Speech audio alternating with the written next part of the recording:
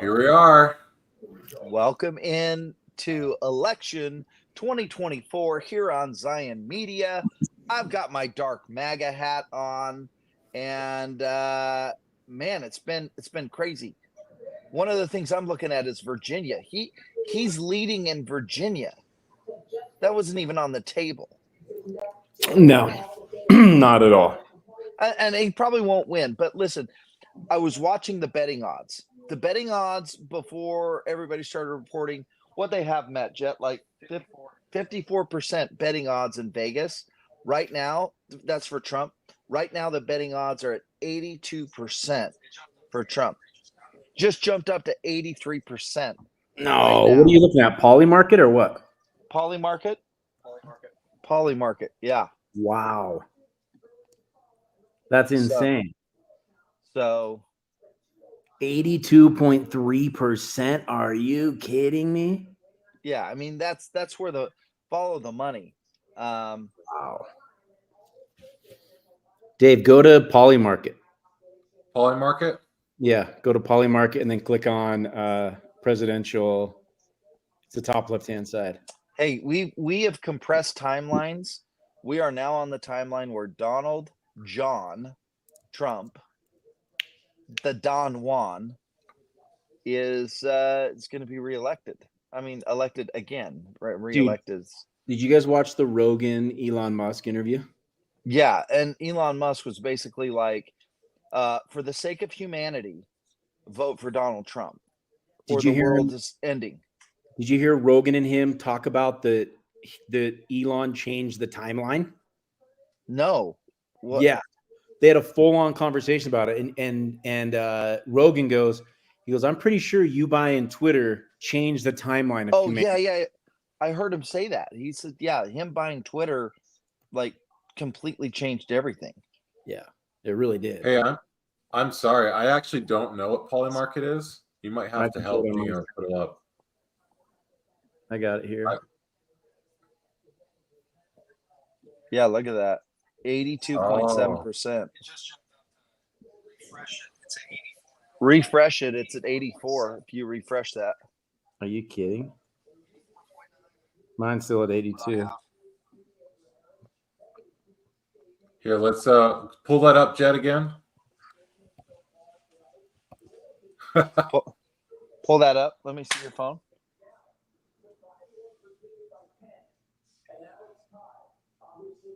Yeah, because mine's 82. Man, now he's at 85. What? How come I'm literally on the same website and I'm clicking refresh? Go to all. Where are you seeing all? All top right there. Presidential election. Oh. That's the one that I've been looking at. That seems to be the best. Yeah, there you go. 85%. Like it's over. Like you can just call it. I mean, 85%. We can just go to bed, right? Like we don't even need to. No, I mean, it's. But bro, I'll tell you what. Let me tell you, the funnest thing in the entire world, if you're not a liberal, is going to be turning on MSNBC at about 10 o'clock. Just watching them wig out. They're going to. You remember the back in 2016? Put that in your ear so you can hear. It's going to be that times infinity. It's going to be nonstop people losing their minds. Hey, so the question is, Trump wins. What happens? Like, do we have riots? Like, what are we going to experience? So I'm going to go to my first prediction, which I think the timeline shifted. I at least want to believe the timeline shifted. My first prediction was they will never let Trump get it. Yes. Mark Cuban. Photoshop. Yes. That is the best picture ever. Okay. So my original prediction, this is back in like July, like after the assassination, they're not going to let him get in office.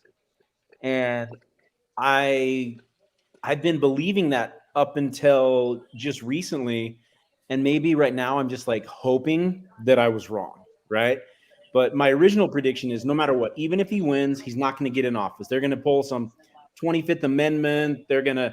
Did you see that they're firing a hypersonic nuclear weapon tonight? The White House is. Did you guys see that news? No. You didn't see that? I put it on our group feed. I'm going to open it up. Oh yeah. I saw that. Hey, just another side note. Dade County, Miami-Dade has predicted whoever wins that county wins the election, and Trump won it by 12 points. So, like, there's all the signs pointing to this is Trump's night. There's never been an election where somebody. Oh, here's Yeah. Hey. Oh, hey, Hey, what's up, boys? Dude, wanted this to show- timeline, here's the thing. Here's my prediction. Somehow, we shifted the timeline to the point where Trump actually can get elected. Because it's not in my predictions that he would win, right? And I'm with you that I don't know if they're going to let him get in office. But what if he does get in office? And it's like, he's okay, getting this knocked out. timeline's better. But it's going to be like a butterfly effect thing where there's going to be unintended consequences from him being in office. They'll shift us into some chaotic timeline. You know what I mean? So hear me out, okay? Dude, he's up 5 million in the popular vote right now. He could, if he wins the popular vote and the electoral vote, I don't think somebody's done that since Reagan. But read the screen. Just in, United States to test hypersonic nuclear missile tonight, just hours after the election poll closes. If we go to war, I believe there's a provision in the 25th Amendment to the Constitution that says that there's no transition of power. So that's one of the things they could do. They could start a war to push it out. Hold on. Then we end up in a civil war. I just got some notification in my email about like earthquakes in Wisconsin or something. Hey, why do you look like you're hiding underneath a blanket or something, dude? I'm in my car. I'm in my car. I was at the gym. Okay. Hey, Lance, how you doing? Lance, what's up, guys? Where's your prediction at? What are you feeling? What are you seeing out there? All I know is if Kamala wins, it's all going down, and if Trump wins, I honestly think that it's not going down. I think that he's going to push things back to where I thought the original timeline was, with the Book of Catherine points to, which is the 2030s. I like that time. Interesting. I feel like if Trump wins, it's going to make the bad guys really desperate, and it's going to pull out some crazy stuff. And that's what I mean, where it's like, if he wins, we're going to be like, yay, everything's better, but they're going to get desperate. They're going to try something crazy, and we don't know what's going to happen. I think there's going to be George Floyd level Black Lives Matter riots in every liberal city and potentially a bunch of Republican cities. I think that's highly, highly likely. If you had to put that on Polymarket, I bet it's at 48 to 54% that we have wide scale liberal riots. Yo, Jet. What's up? What's up? It's funny you bring up Black Lives Matter. You know the co-founder of Black Lives Matter endorsed Trump. That's wild. Wild. So, dude, Trump swooped up all your brothers. Like, he made such a play. I don't even think it was something that he did. They just I think it's because he got indicted so many times that they're like, that's our boy. Shot? Yeah, he got shot. He's got shot. But yeah. But Dave, I don't know why I'm asking you, because Shane's more black than you are. So Shane, tell me why the brothers are loving. Why do you think? I think he's resonating with them. They're like, dude, he's gone through some things that we've been through. We've been charged with crimes. We've been, bullets have been flying, So he's just he's resonating. You guys want to talk about that guy on Twitter who predicted that Trump was the Davidic servant who will be marred but not harmed, and the Lord will heal him? Oh. Yes.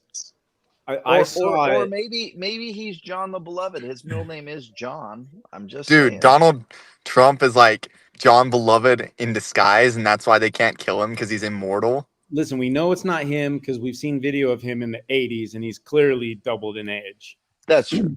That's That's true. true. Unless he just did that on purpose. Because I've heard stories where John the Beloved seems younger. I've heard stories where he seems older. You know, he could change it. I don't see that happen. The evangelicals all think that he's the Messiah, right? Basically, Yeah. Here's a But- totally crazy plot twist. I could totally see Trump being a double agent, and what they're doing is they're setting him up to be this messianic figure, so all the Christians will rush him, like, "Oh, we love Trump," and then he's going to be like some false prophet, Antichrist type figure that's going to lead everyone away. And like, actually, I was with the World Economic Forum the entire time. I love I- LDC's Can I plot admit? twist. Can I admit something? I didn't vote for Trump the first time because I was worried that was going to happen, and I didn't vote for Trump the second time because I was worried that was going to happen. And I'm in Utah, so I didn't vote for Trump this time either. So I've always been concerned about that, LDC. I've been worried, like, this dude has all the markers of someone who could be good and could just on a switch just flip it. Dude, can I have admit voted for something Trump too? all 3 Hold on. times. The betting odds are now at 88% for Wow. Trump. Like, you might just stick a fork in it. It's over. Yeah. You I won. didn't vote for Trump either this time because it's like, okay, if Kamala wins and they start rounding up the Trump supporters into internment camps, they're not going to get me. I voted for Hawk Tua girl, right? Yeah, you're not going to be on the bus. Like, they're going to come get David first. They'll be like, oh, this guy voted for Trump and Phil Lyman? Get him on the bus. I voted for Lyman, though. Yeah, you have to vote for Trump first or you're off the list. Okay. That You're makes sense. Yeah, because I feel like the local things, it's like Utah is going to win Trump regardless. Yeah. But the Lyman stuff is like directly affects us, all right? He's up in Iowa too. Yeah, Like, this is seriously, me. Cox sucks. Okay, wait. I need to know from the people who are in our chat and the people here, how many people wrote in Phil Lyman? I want to know that. Ooh, that would be good. So Because if just think if Cox loses to the Democratic person because so many people vote for Lyman that it splits the ticket, how hilarious would that be? that's what my Dude, Not brother- only that, I think you deserve it, honestly, but The Democrat is be probably hilarious. more right-leaning than Cox. for Like, now. let's be honest. So Have Cox, you guys heard, Governor Cox sucks. have you guys heard the people that voted for Cox the first time? Have you heard what they got labeled? Who are going to vote for him the second time? Do you guys know? what Cox suckers. Yeah, they're cocksuckers because they got suckered twice. That's horrible. And there's like a whole website that some guy like bought and then put it up and then took it down. I may or may not know him, and it was called cocksuckers.com, and it was everyone that voted for Spencer Cox. And by the way, we're saying COX. I know that. Yeah, but seriously, Cox sucks. Like, Yeah. So that'll be interesting. He's as 88. bad as his name sounds. 90%. It keeps climbing. his So the name? good- Is there something wrong with his name? Like, that's his name, Spencer Cox. Yeah. All right. So we want you guys to put, if you live in Utah, we want you to put in the chat, wherever the chat is, did you vote for Phil Lyman? Did you do a write-in for Phil Lyman if you voted in Utah? Be interesting to see. Dave, that'd be a good poll that you could do. You said you wanted to do more polls on the YouTube community. Yeah, I just asked it in the chat. I'm gonna pin it, and then I could do a poll. Yeah, do a poll on the YouTube community. You were all excited about those polls, bro. I know it. I know one of my neighbors that did, and I already My see a couple brother-in-law people in the chat. did. Yeah, I think that'll be really My interesting. parents did. Heidi Wilcox wrote in Phil Lyman. She just posted on the chat. So yeah, there's a lot of people that HR There's another one. wrote Yeah. in Phil. All right, guys. I can't wait to see what uh, happens with that. I mean, even I'm if he gonna makes it close, I think. Yeah. I'm going to Yeah. let you guys go. I'm out here in North Carolina. Donald Trump's going to win.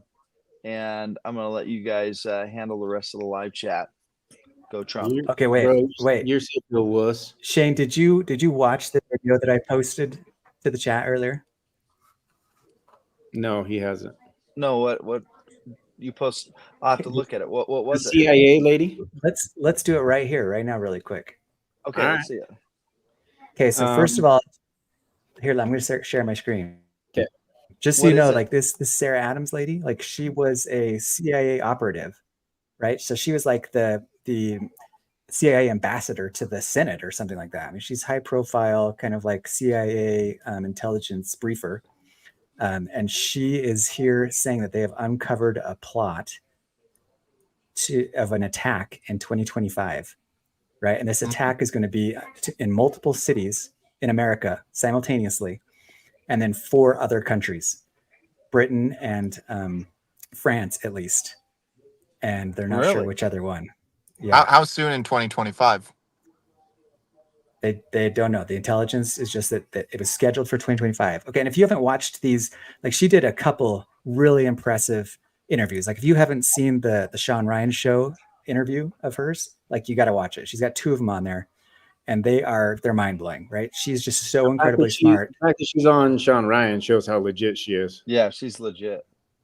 Okay, let's. Yeah. play it. She's fully. And not only that, there's a U.S. general in another one, and the U.S. general is like deferring to her. He helped her write this book that she just published, and he's like, "Oh yeah, she knows everything. She's so incredibly in touch with all of these cells." So one other thing, let me just brief really quick, is that what's going on is when we took off out of Afghanistan, It's over. right? Afghanistan has now got the Taliban partnering with the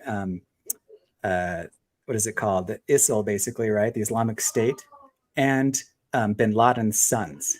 So Al Qaeda. So we've got like this kind of like triple front of Al Qaeda, Islamic State, and Taliban all joining together. And they actually trained the people who did the Israeli Hamas attack in Israel. They went and sent them to Afghanistan to train for that. And the same camps that trained those people are where supposedly, I guess, they've gotten the intelligence that they're training for this huge attack on the West. Thanks, Okay. Biden. So, all right, can you? Yeah. So, are you guys listening? Can you hear this? No. The sound isn't coming through? Sounds like Yeah, make sure you're sharing a tab, not the Yes. window. Yeah, share tab. You gotta reshare. Let's see. Dude, all I'm saying is that like if this stuff starts happening, we're gonna need to be summoning angels and gaining endowments of power, getting some Dragon Ball Z effects going on, right? Lightning hair, like the chief was talking about. Okay. Okay, shoot. Okay, here it goes. Can you guys tell me if you can hear? Relocate him from Afghanistan. Oh, that is not it. It's Yeah. right here. No, we can hear it. We can hear it now. Yeah, but that's the wrong one though. One more Wrong time. time. Okay, here we go. Hey, while you're pulling this up, I gotta know, what is Dragon Ball Z? That to me sounds kind of like dirty. What is that? Dude, it is. Like, you haven't seen that website before? Never even heard of Dragon Ball Z. Dude, it's exactly what it sounds like. It's an anime. Dude, it's an anime about like these aliens that come down from outer space and they shoot lasers out of their hands and stuff. Well, it's convenient. Yeah. I'd want lasers to come out of my fingers Okay. if I was choosing. Oh, they can do that too. Okay. This is it, Lance? Yeah, tell me if you guys can hear it. Can imagine when they did the Yeah. flight training here, there were people who did report, right? This is strange. And so Al Qaeda doesn't want to have that problem again where you say, hey, there's a guy here training. It's a very odd. They don't want to take that risk again. Oh, okay. Yeah. So back to the interesting point. You said that you guys think that they've sent at least 15. Al Qaeda alone has sent at least 1,500 people here in the United States. Correct. What do they plan on doing with them? They have a 2025 multi-coordinated, multi-city plot to avenge the death of Osama bin Laden. What? Okay, so I've Holy watched crap. I watched you on podcasts. I've never heard that. Could you explain that more? Yeah, essentially, so we're going to put a report on Monday, but essentially, Al Qaeda is actually who helped plan the Hamas attacks. The Hamas attacks is a dress rehearsal. So the Hamas attacks is the practice attack, and then the big attack is going to be in the United States and then in 4 countries in Europe. Whoa. Okay. You guys want to go home and load magazines? Yeah, Yes. I'm thinking. I hope a lot of people come into your shop and stock up. It would be smart.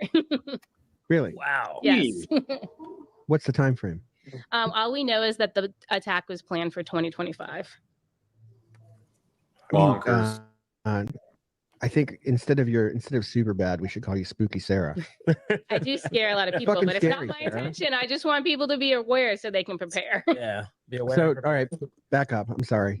You said that it was actually Al Qaeda directing Hamas into the October 7th attacks. Well, what happened is there's multiple groups involved in the plotting. So it was Al Qaeda, the Afghan Taliban, the Iranian Revolutionary Guard Corps, and then obviously Hamas was the operational element on the ground. And are all those the same branch of Islam? No, actually over time, basically, Hamas and Iran have grown into kind of the camp Al Qaeda's in. And a lot of this actually really happened. I mean, it's been happening for a long time. We actually even just saw it in the Libyan revolution, which was 2011. But they really all came together in the Syria fight. That's when a lot of groups started coalescing. You would even see like guys fighting with Al Qaeda, and then a few months later they're fighting with ISIS, and then a few months after they're fighting with Al Qaeda. And so I really think it was the brotherhoods from fighting in Syria that has brought us to this evolution we're at today. So, okay, there is an active plot that's real for Al Qaeda and its operatives to do a October 7th style attack in the United States and 4 other European countries. Yes, that's correct. And organizations that you are a part of are going to issue a report on it on Monday.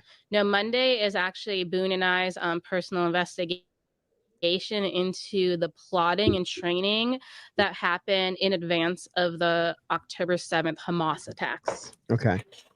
Okay, we can probably just stop it there. Yeah. People can go and listen to the rest of it if they want. That's nuts. Yeah, see, this is what I mean about like going off into another unknown timeline now, where it's like we've avoided the visions of glory timeline, and now we're in this timeline where Al Qaeda is going to be invading us or some shit. Right. I think the reason she's allowed to go on the show and talk about it, because she's clearly still connected to the CIA, is if they can get this information out there, they're probable to change their plans or thwart it or do something different. And I think that's a bit of positive propaganda that she's doing. Boys. Yeah, I think all right, Shane. Okay. Good night. The old Take care, man man. has to be to sleep by 10:30. Got to catch the bus. Love you guys. Ciao. It's late. Bye. Yeah. 10:30. And anyway, I think that this has been like I said, the Book of Ben Catherine points. It says that there's a 40-year window from the time that the prophecy is given to the time that the crap hits the fan, and it was given in 1996 and published in 2006. So you can take either one of those as starting points. But 1996 was put it as 2036. That's my year, bro. I think that if Trump wins this election, then even the stuff that Iran is plotting against America, I think they'll wait. I think they'll wait till that somebody they perceive as weak is in office. And so I think they'll wait till the next election, whenever it is. And it also says that America will have a woman's head and a man's desires, like really suggesting there'll be a female president. So they will, which is crazy because this is written in 96 when that wasn't even on the horizon. But Right. like if Kamala wins now, I think this stuff might go down right now. Like every single card is in place that's in the Book of Ben Catherine. But I really think that if Trump wins, it will prolong it into the future. And that was probably the plan all along, that they're trying to move it forward, if anything. But the prophecy said. I like that Ben Catherine timeline because I just want more time, right? I'm willing to believe anything that sounds better to me, okay? So Latter-day Chad, we got some shots fired here. When it says people here, I'm pretty sure that original intent was meaning you. It says Latter-day Chad need to quit saying we switch timelines when their predictions are wrong. Dude, we have switched timelines, right? I'm not like I've had some crazy stuff happen to me lately. And when we say we switch timelines, what we mean is that there are different possible outcomes based on our choices and based on our agency, right? So there are potential outcomes that will happen. And it depends on the righteousness of the people. It depends on if people repent or not, right? agency is key there. And so when it's like we've switched timelines, sometimes that can mean, okay, we've been good enough that we're going to get a better outcome than Nineveh. just everything going scorched earth. Nineveh. Yeah, Nineveh. That's what I call it. I call it Nineveh. We're always teetering in one I timeline kind or of agree. one outcome of the other. Lance? I mean, I kind of agree though that it's a weird terminology to call it switching timelines when, I mean, it's really just kind of has to do with how you perceive that phrase, right? Because it can be interpreted in so many different ways. For sure. But if you perceive that it's like, well, maybe in the spirit world, people are more able to almost visualize and see the future, and they can see all of these different possibilities. Like the Law of One, the way it calls them possibility vortexes, which is just another weird word. And it's like, I mean, what is the concept? The concept is the same as us. We're seeing these possible outcomes, I think is what Latter-day Chad was just saying. And so which one is actually going to happen? That really does change. Is that really a timeline? It's like, yeah, it's like a Possibility. probability of what might happen. Yeah. Now, if you believe in the multi-worlds hypothesis or multiple lives hypothesis, which is what quantum physics believes, quantum mechanics believes, there's a version of us that take that pathway. There's infinite versions of every single pathway that are coinciding at the exact same time. Dude, how did I end up in this timeline then? Like, how'd we get here, man? 2020, bro. Anybody who's in this timeline got ripped into it during COVID. It was just a big timeline crunch. That's what I like to tell myself, at least. Okay, so here's something that's interesting. Let's talk about this, because I totally disagree with this. Elevated Community Link Plus. Sounds like an official business name. I think if Trump wins, then we will for sure be in World War III. World War III is for sure full swing by January. Here's why I disagree with that. We're almost in World War right now. We're just one attack away from Ukraine and Russia causing World War. Okay, we're one bad decision from Ukraine. We're one bad decision from Russia being a full-scale nuclear war. Okay, Israel and Iran would, if it's not a world war, it would be a semi-hemispheric war of all Muslim nations against Israel. There's 14 of them who declared war. 14 Muslim nations, including Turkey, who has nukes, including Afghanistan, who has nukes, including Iran, who probably has nukes. Okay, and we're that close to that thing kicking off, right? You got South Korea that nobody's paying attention to him, and he's like firing nuclear test things in the last month or so. Like we're so close to war. Who does Trump have a great relationship with? Kim Jong-un, right? Vladimir Putin. Yeah. Okay, so Putin's got connections to Iran. Putin's got connections to Kim Jong-un. Trump does not have a great relationship with Xi, but he's got a way better relationship with Xi than Biden does, and definitely Harris does. Trump still blames Xi for COVID, and like Trump wants revenge on that. I've read some things talking about it, which is a little scary because Trump blames him for 6 million deaths, when in fact it was Anthony Fauci. But that's a whole nother topic. Yeah. So I don't think we're close to World War if Trump gets it. I really don't. I feel like you've got a guy who's crazy at the controls. Yeah, absolutely. Knock these guys down. Yeah, we've got Gog and Magog lining up right Trump is now. our last hope. Like we do. We literally have Gog and Magog lining up right before the third temple is built. I kid you not. You might need to explain what Gog and Magog is, just for everybody else. If you go and look at the countries listed in Gog and Magog, Latter-day Chad is dead right. It's almost like 85% of them are the ones that are like lining up for war right now. Majorly. Yeah, it's not basically, it's not known exactly who it is, but it's either Turkey or Russia. So it's there's Syria a whole combined with bunch of them, and they've I'll pull it up right now. There's a whole bunch of them that people have pretty clear guesses of what they are based off of the different scriptures. Hold on a second.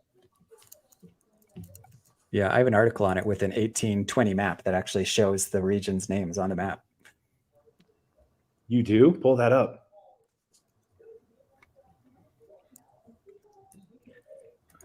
Let me get it real quick. Dude, like the timeline we're in right now, did you see that that big AJ and the Rizzler went on Jimmy Fallon? Who's that? Who's Big AJ and the Rizzler? Dude, look it up. Well, just give me. I mean, tell me right now.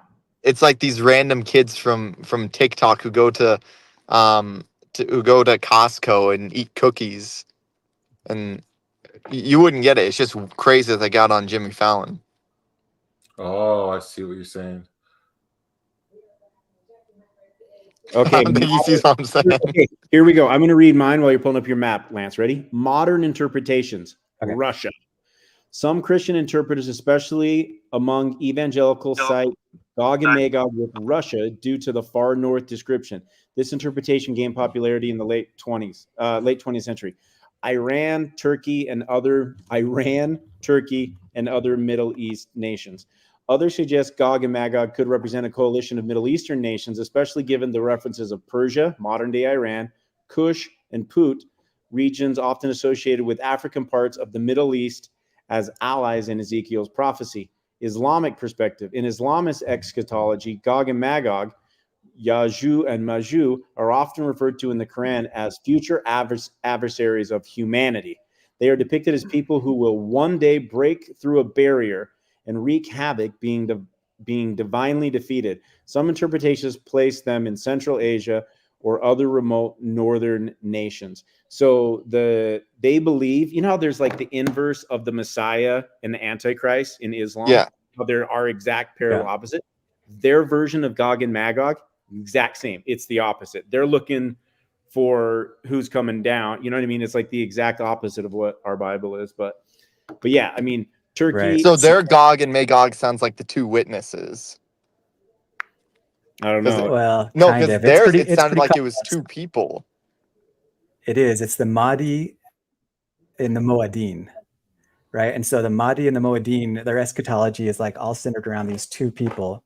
And one of them is supposed to come from Khorasan, which if you look at, so what's happening in Afghanistan right now is actually the Islamic State trying to fulfill. It's kind of crazy because we've got these really strong right-wing religious Christians who are trying to make the end times things come true.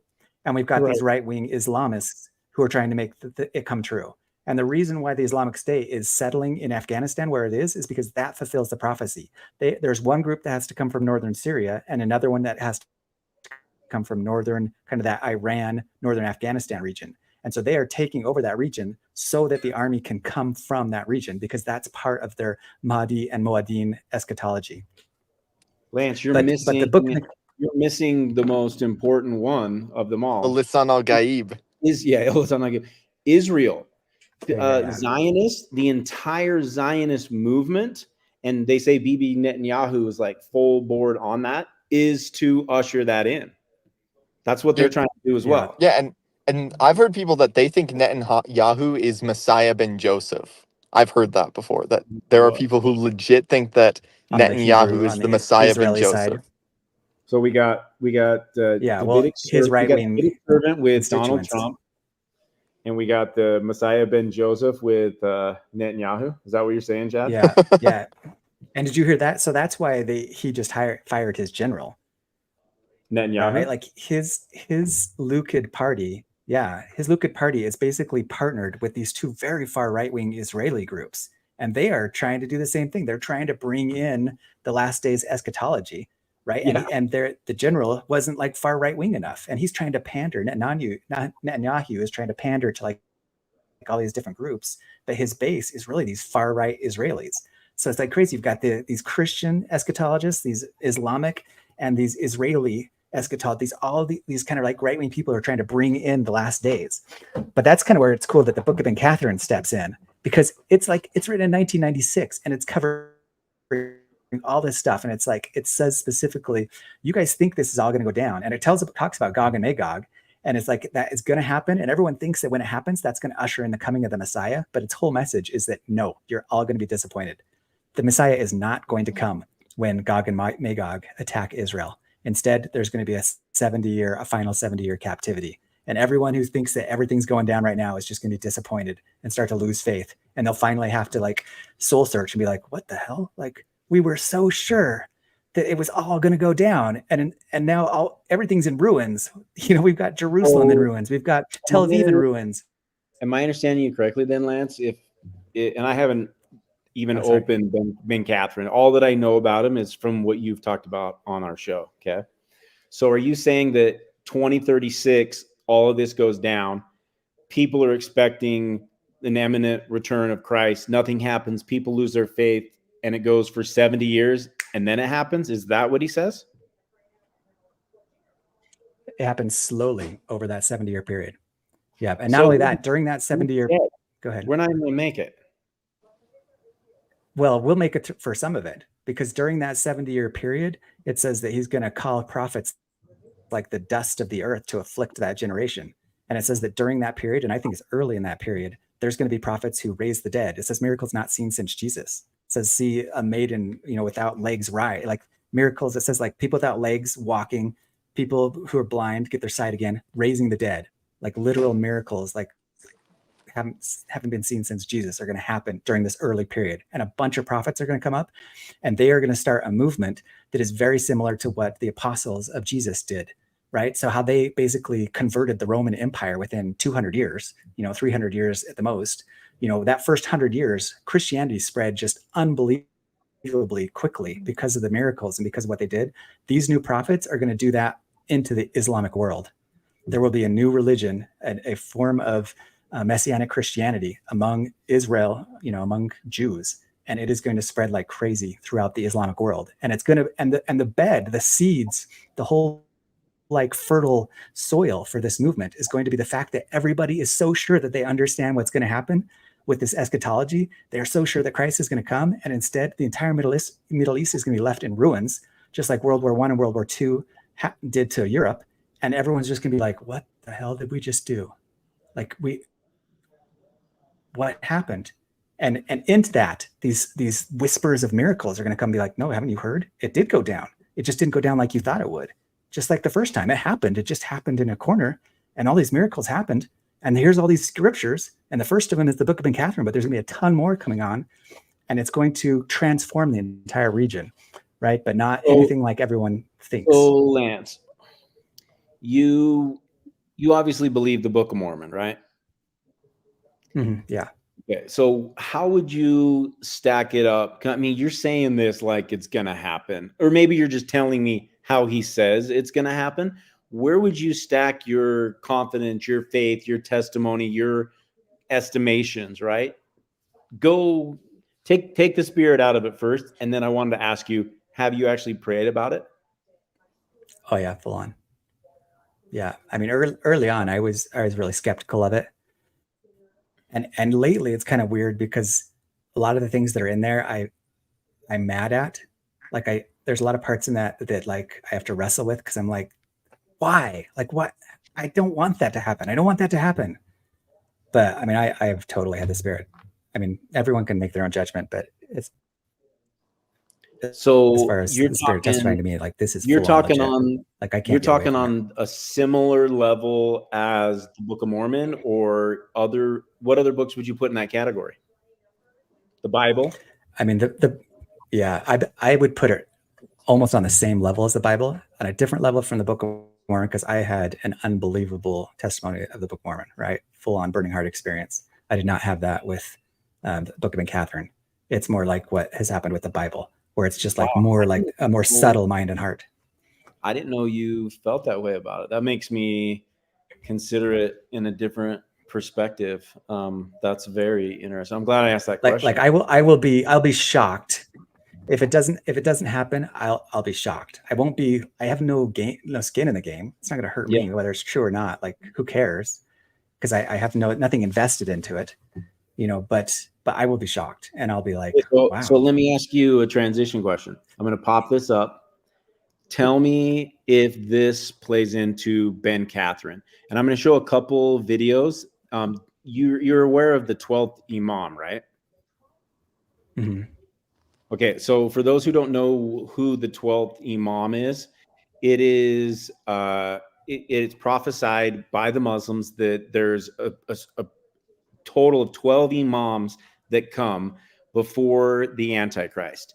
And the imam comes to battle the Antichrist. And the imam is a blood descendant of Muhammad. And the 12th imam is. And I believe, Lance, they might call him the Mahdi. I might be wrong on that. This video will show it. But here's the thing. The channel that I'm showing this from, look right here. The handle, the Mahdi has appeared. Okay. It is the Mahdi. And this guy, there's a guy going out and doing interviews, and he's saying the Mahdi has appeared. And anyways, I'm gonna show a couple. His heaven is actually hell, and his hell is actually heaven. He's reversing. He's turning upside down the understandings I've totally seen this guy. of religion, and yet the He's people really are good. following him. Most of the hadiths that describe what the Antichrist in Islam looks like, it describes him as having one eye. And usually it's the fact that he's blind in the right eye and his left eye is functioning. Some narrations place the eye in the middle of the forehead, and it is also one of the other descriptions of the Dajjal that he has words, letters that are written in his forehead. And those who can read and those who cannot read are able to read what it says. And those letters, which together make the word kufr, disbelief, or kafir, disbelief. Other narrations describe the Antichrist as having red hair or as having extremely curly hair. And it seems also that he has an immense amount of power over women in particular. He has the ability to perform a lot of miracles. Most notably, the Antichrist has the ability to raise the dead. This will be a deception, though. Those narrations also prove that believing in somebody based on miracles alone is not a valid way of telling, or else everybody would have been right in following the Antichrist, because he is going to come and perform great miracles. And his powers don't just stop there. The narrations state that he'll supplicate to God that it rains, and the sky will bring down its rain, and the earth will bring forward its fruit at his command. There's also narrations that state that he'll pass through certain areas and he'll call the people to worship him or to follow him and support him. And the people of that town will refuse. And then a drought will hit them, a plague will hit them. It's always appearing as if he has absolute divine enforcement. So they're expecting a supernatural being to come, and that is traveling basically, even in some narrations, with a mountain of bread and a mountain of fire. Or he travels with heaven and he travels with hell. And the Muslims are warned that if they come across this Antichrist and he invites you to go into his heaven, don't go into it, because... Dude, I just thought of So, something. can I just say, before anything else, let me just try and say that. So I went down that rabbit hole, and I can't remember what that group's name is, but they are psycho. Like, they're devil worshippers, just so you know, like full on. If you have not seen the episode, oh yeah, full on. If you haven't seen the episode where he claims that Christ's 12 apostles were part of a sex cult, you need to watch that first, so you really get to see what he's about. And the episodes that give you an idea of how his group alone is also a sex cult. Like, that lady who's with him is one of his wives, and he's got multiple wives. And it's not just a sex cult. Like, it is like, he gets into some pretty detailed graphic descriptions of what kind of a sex cult they are. Are you kidding me? No, I am not kidding you. It's okay, psycho. So what about his... Okay, so first off, even though this guy, let's say that he is those things, everything that he just said is in the Quran, and there are various Muslims who believe these exact things because they're in the Quran. Yeah, absolutely. Well, here's my idea. Here's the theory. Hold on, Jeff. They're not involved in sex cults. This guy might be. I don't know. But my whole entire point of this is they're expecting this Mahdi, and we can gain from their scriptures because presumably it came from Gabriel, right? and they're saying all of these things that our scriptures say is going to be the Antichrist as well, right? He's going to perform great miracles. He's going to raise the dead. He's going to bring with him a mountain of food. That's to imply that he'll be able to solve world hunger. He'll be able to raise fruits from the ground, turn the forest into flourishing land. He'll bring fire from the sky. That means he'll have weapons. Okay, and these things, he'll go into areas, and if they don't come and worship him, because everyone's going to worship the Antichrist, then there's famine or plagues. He kills them, right? Just absolute great power. And I just find it extremely fascinating that there's a whole nother religion that's Abrahamic, that has a book that came from Angel Gabriel, supposedly, that has things that are exactly the same as our predictions of what this Antichrist is going to be. Yeah, super interesting. And that guy breaks down a lot of those prophecies pretty well. But there's a lot of other places that are a little less satanic, but it's totally interesting. Like that eschatology, it really is. It fits so well into like Christian eschatology, which makes sense. I mean, of course, because they had access to the Book of Revelation and that when the Quran was written, and when all the surahs that it was in. Muhammad was he in 800 or 1200? It was like 600 AD. like that. Yeah. Really? Okay. So do you think he would have been read in Revelations and, some of those stuff?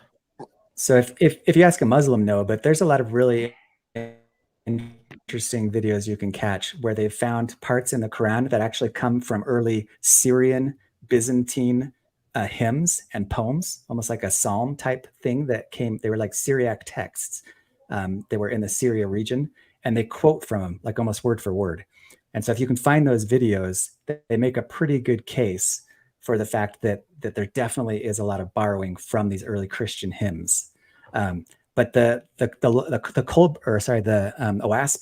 OASP gives a full kind of description, and it says that that Muhammad really was a prophet, and that his writings were then completely corrupted afterwards.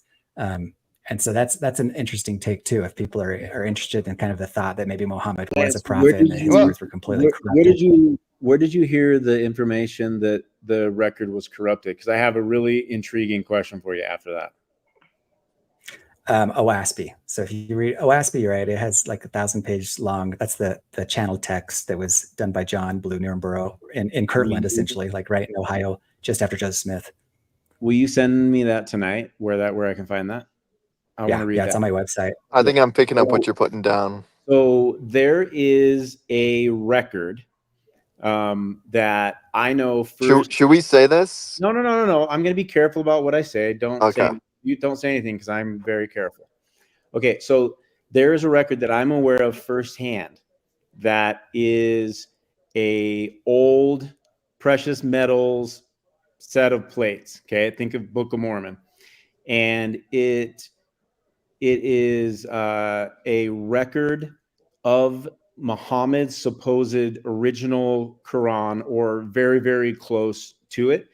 And it was translated, and the people that translated the records were so scared to ever come out and say what it is. They're never going to go public with it ever, because it completely is different than the Quran. And you can see every single place where it was changed. And they're scared to ever come forward with Unreal. it. Yeah, and I've seen pictures of them. They're in the granite vault right now in Utah. Really, Church has them in the granite vault in Utah. And we're going to break in and take them. We're storming the Quran is so interesting. Isn't that? It wouldn't surprise me. It wouldn't surprise me. Hey, why, as Latter-day Saints, we should believe the angel Gabriel in the cave story? No? Yeah, I mean, if it's true, for sure.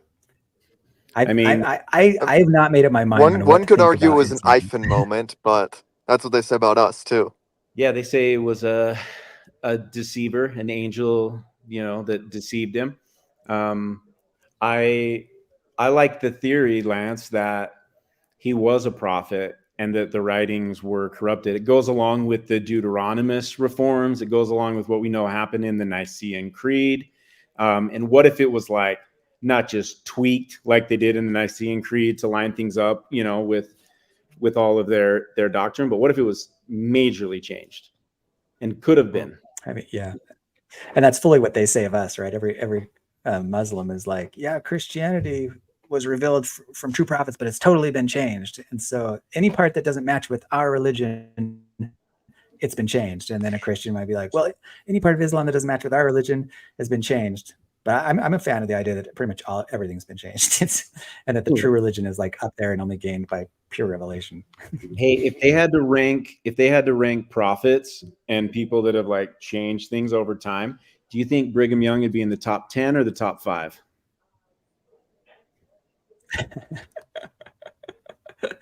Yeah, did he introduce polygamy? Maybe you should just toss a hat and figure out where he is in the rankings. I'm not saying anything about polygamy. I'm just saying that dude, like, he changed whatever he wanted to change, and he was necessary, right? Like, we were coming out to Deseret, to an unincorporated area. And if you read the Council of 40 that came out this year from the Joseph Smith papers, we had a delegation, and I think we talked about this on one other podcast, but they sent people to the Oregon.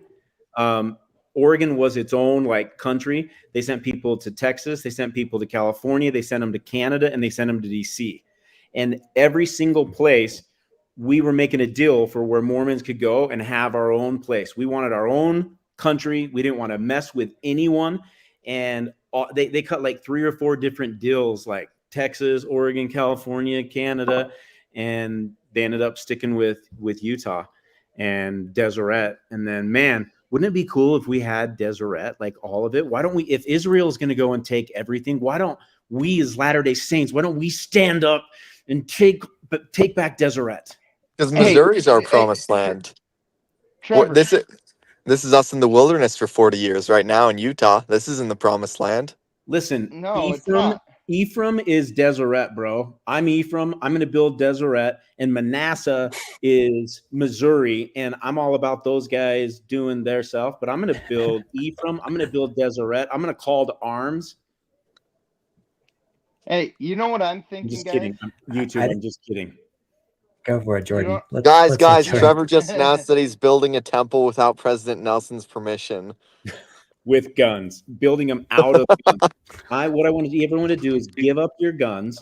I'm going to do a gun exchange, and we need about 320,000 guns. We can build a temple out of it. It's going to be one of those smaller temples, but it'll be made out of guns. Dude, you'll never actually. I had that same revelation. So yesterday, I was told about the temple with the guns, and Nephi and Brigham Young came to me, and they told me that we need to reinstitute polygamy, but only I can practice it. Can you not have counselors? Everyone else has to be a eunuch, they said. It's got to like purify the bloodline or You're something right from there the with Brigham Nephilim. Young, man. Hey, so technically, Right there with Brigham Young. the way that I understand everything but the celestial kingdom, you're going to be a Barbie doll Ken anyways. So your religion might be true, Chad. Right? Who was it that said that? Was that like Spencer W. Kimball? Or there's a lot of people that have said it, that everyone there won't be sex, there won't be need for procreation, and people have said you won't even have like your sexual organs. Like actually have said that. And people wonder why people say Mormons are weird, right? Like, dude, imagine trying to like go pee there or something. Like, it would just like that'd suck. I'm sure there'd be bro, maybe you don't even have to pee in heaven. Well, that's not heaven. That's in the terrestrial. That's heaven, bro. Telestial, terrestrial, celestial. Joseph Smith said you'd kill yourself to go to the worst one. It's heaven. I thought we were in the telestial right now, and we're like stuck in hell, and the demiurge is keeping us trapped down here. We're living in hell, and everything past this, dude, when everybody resurrects, their state's all going to be better. But yeah, it's still heaven. Yeah, we still have to go through tribulation. But here's a theory I've had with the Gadianton robbers and so on and so forth.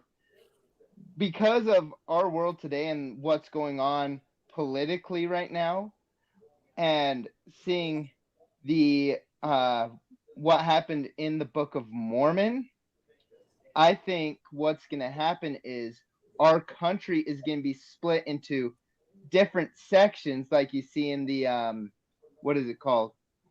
The Hunger Games, with like the 13 different districts.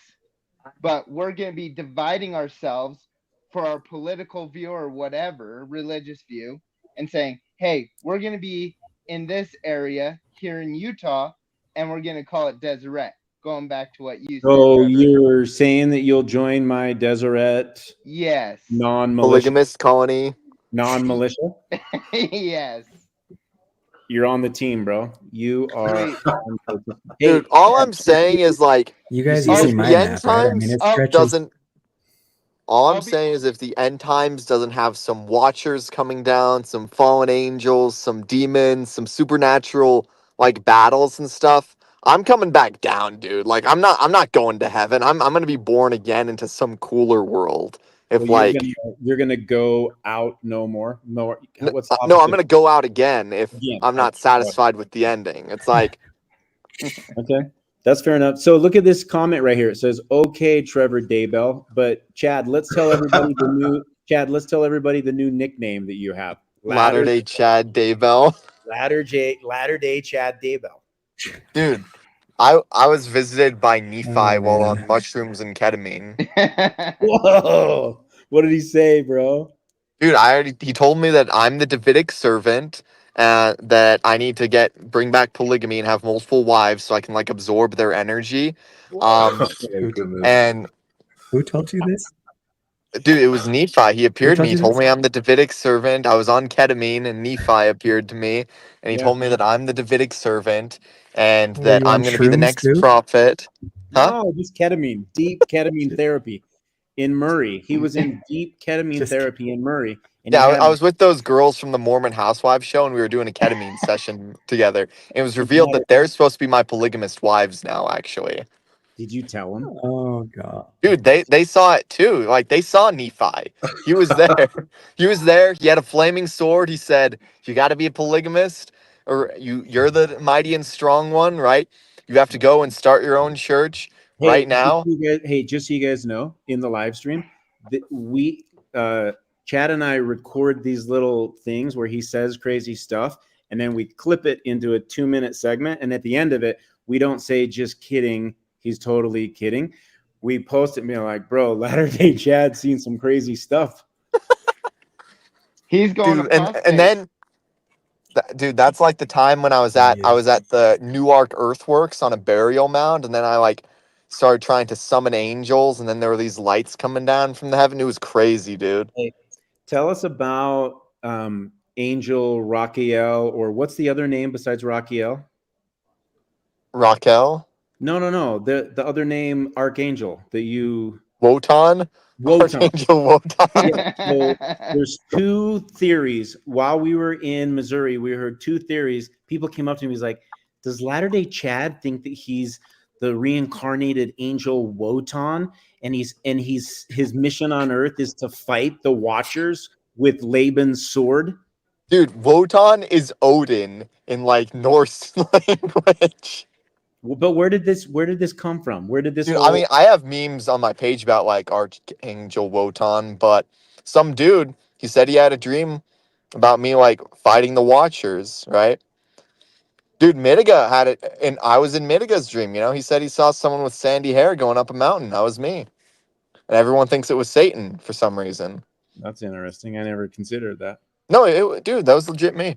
But here's the thing. I don't know what these people are saying. Maybe Nephi appeared to them and told them that I'm the Davidic servant.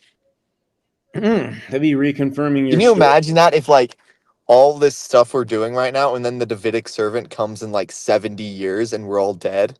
Hey, can I tell you something amazing? Guess who we're recording tomorrow at 5 o'clock Utah time?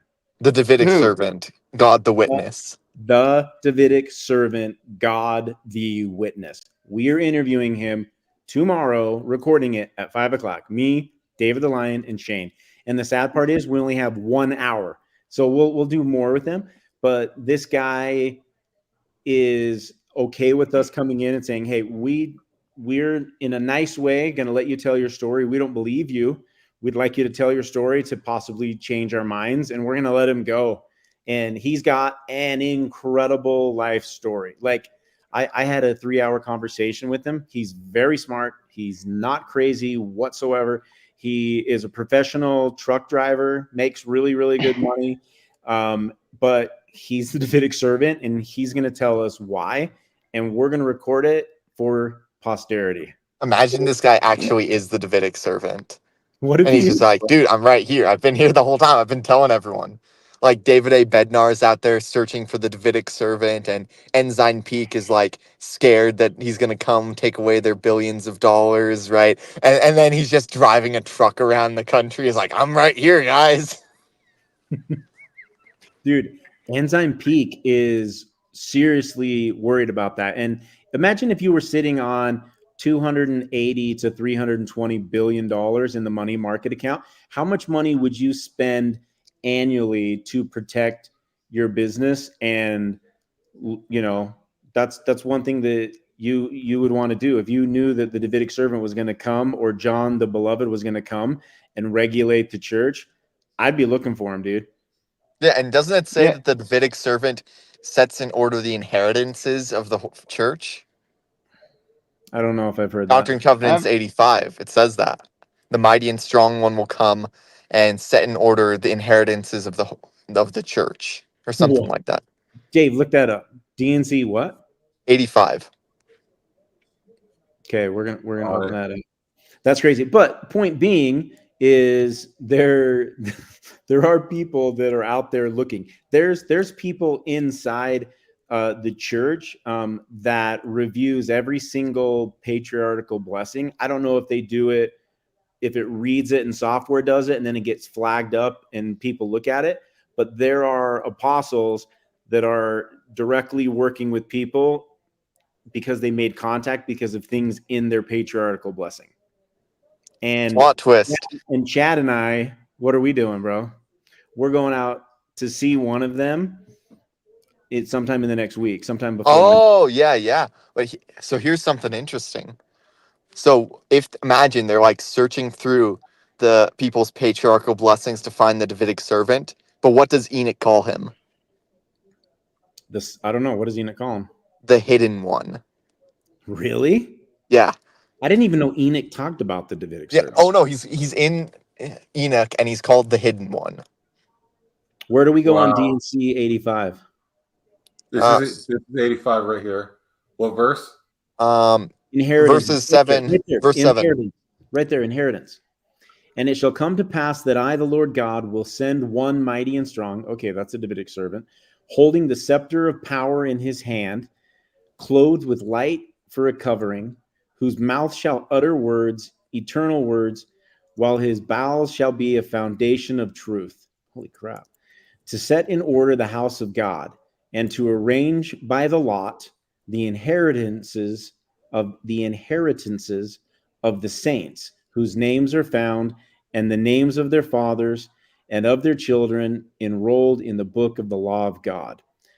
While that man who was called of God and appointed, that putteth forth his hand to steady the ark of God, shall fall by the shaft of death, like a tree that is smitten by the vivid shaft of lightning. And here's something else. So I pointed this out to you, but if you look at the footnotes, it goes back to the Old Testament where David is there before Uzziah or whatever his name is. Yeah. And David is basically taking the throne here, and Uzziah is the one who's falling by the Ark of the Covenant. David, go to that. Click on that, the hyperlink, and let's go read that because it's actually pretty cool. Which one? Which one is it, Chad? Ark, I think. Trevor. Try Ark. Ark. Do you think the Davidic servant you're going to be interviewing, does he have the Ark of the Covenant or has something similar in his truck that he's hauling around the United States and Canada? Imagine that, like he's straight up got the Ark of the Covenant, the sealed portion of the plates, the brass plates, the sword of Laban, all in his trunk. David, you just had it up. That was it. I want to read that. I didn't take it myself out. I don't know how I got. Is it about Uzzah? Is that who it is? Yeah, Uzziah. Yeah, yeah. So Uzziah, he's like the king at this point, and and David, not the Davidic servant, David comes and basically takes the throne from him, and he's smitten there at the Ark of the Covenant. So the reference there is that the mighty and strong one comes, and then there's this other person who falls by the Ark of the Well, Covenant. when you and I were having the conversation, I read it that he would be killed. And it sounds like in DNC 85, it would further reinforce that whoever that is talking about is killed. I thought that was pretty clear to me as I was reading that. In Yeah, that's DNC. how it sounds on the surface. But then when you read the footnote, it is referencing a time when there is David. Okay, well, David's obviously the Davidic servant, right? Well, And then Which this other footnote? guy who he's taking power from ends up okay, getting so put down. And that could be like an Antichrist figure. That could be like a false prophet. It could be anything. Gabe, go to the top. I want to start at the beginning. Okay, right there. And okay. And when they came to Neshon, threshing floor, Uzzah put forth his hand to the ark of God and took hold of it, for the oxen shook it. And the anger of the Lord was kindled against Uzzah, and God smote him there for his error. And there he died by the ark of God. And when So- they came, you want me to stop? No, keep going. Okay. And when they came unto the threshing floor in Shidon, Uzzah put forth his hand to hold the ark, for the oxen stumbled. And the anger of the Lord was kindled against Uzzah, and he smote him because he put his hand on the ark, and there he died before. And David was displeased, because the Lord had made a breach upon Uzzah. Wherefore that place is called Perez Uzzah to this day. And David was afraid of God that day, saying, how shall I bring the ark of God home to me? Right. So it's not David that's dying. It's not the Davidic servant. The Davidic servant is coming to set things in order, and then some other guy is being smitten. Let me reread this now. Would that be the Antichrist then? It could be. Or it could be like the deep church. This is kind of frustrating. Dave, go down to where he dies. Okay. The Book of Remembrance, these things I say to myself. Where does it say where he dies? I thought it was verse 8. Well, man. Okay, here it is. Yep. Okay, now I'm gonna think of this Uzzah touching the ark and David living, maybe. Okay. While that man who was called of God and appointed, that putteth forth his hand to steady the ark of God, shall fall by the shaft of death, like as a tree that is smitten by the vivid shaft of lightning. And here's the thing, Uzzah, he was like a prophet. He was called of God, and then God got pissed off at him, and he fell. And then David takes the ark. Yeah, I see what you're saying now. So what does that say about the Davidic servant? He's going to take over the church. Yep. That's what I think is going to happen. And if anybody, I think, if people oppose the Davidic servant, like these deep church Ensign Peak guys who, and here's the thing you guys have to realize is like at the point we're at now, the Ensign Peak guys, they have to they proofread the prophet's talks to make sure there's nothing controversial, right? That's terrible. That is. Let me clarify. So you're telling me it's the Protestant Mormons who are controlling all this then? Basically. I don't know if they're Protestant. I want to clarify something just so that this doesn't get clipped and used against us or you. Ensign Peak, they don't do that. There's a lot of stuff that Ensign Peak does, but the church does have people that they've hired from like K Street. There's a whole department of admins, and they're the highest paid position in the church, and they're analysts, and they run numbers. And they make all of their decisions based off of numbers. And that's why the church is so well run. And what Chad's saying that is accurate is there's people that are paid people that do review all of the talks. It's not just the prophets and apostles, all of the talks for every single thing in conference, because there's so many technical and sensitive things with all of the nations that we're in and all of the organizations that we're in bed with, they have to review every single thing. Any company that big that had a conference, think of the RNC. If somebody goes up to the RNC and talks, every single talk is read through, put in the prompter, you can't say this, whatever. So that's what he's saying. And All I'm saying is that I think those people are the reason why we don't get direct references to secret combinations anymore. Like we have Bednar saying, hey, yeah, go read Ezra Taft Benson's talk. And then Ezra Taft Benson's like, the deep state communists are coming and the Book of Mormon warned about them and all this stuff, right? Like they can't say that stuff anymore because people get offended. And I think that's a terrible thing because that is how the Antichrist will get a hold of us, is by using these sensitivities, being like, oh, you can't criticize the communists or the secret combinations. Well, screw that. I think that the Davidic servant, when he comes, he's going to piss people off. yeah, you would think so, right? Like, that's the whole point, is that from what I've heard internally in the church, either people are looking for him because they think we need this guy, we need the Davidic servant, or there are people like, we don't want him, he's going to get in our way, he needs to go away. We don't want to lose our power to him. That's like the divide that I think we're going to see, is that those people who are looking for the Davidic servant, they're more spiritually minded and they understand the trouble that we're in, right? So the apostles that are looking for him and are like, we need his help, there's going to be that. But then there's going to be other people who they see him as a threat to their power, because that's what's being described in all the passages with the Davidic servant, is he takes power. He becomes the leader of the church, whether they want him to or not. So right? how do we send a bat signal out to that guy and say, can we be on your team? Maybe we should like go to the temple and write Davidic servant on the temple prayer roll and then hope that he like gets the message.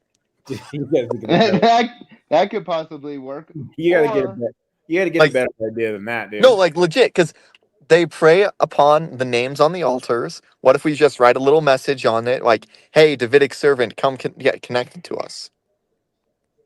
Just a thought.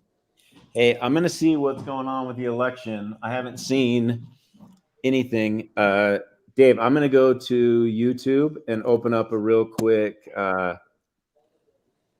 election result. Hey, basically, the rumor. But yeah, the room. Sorry. What?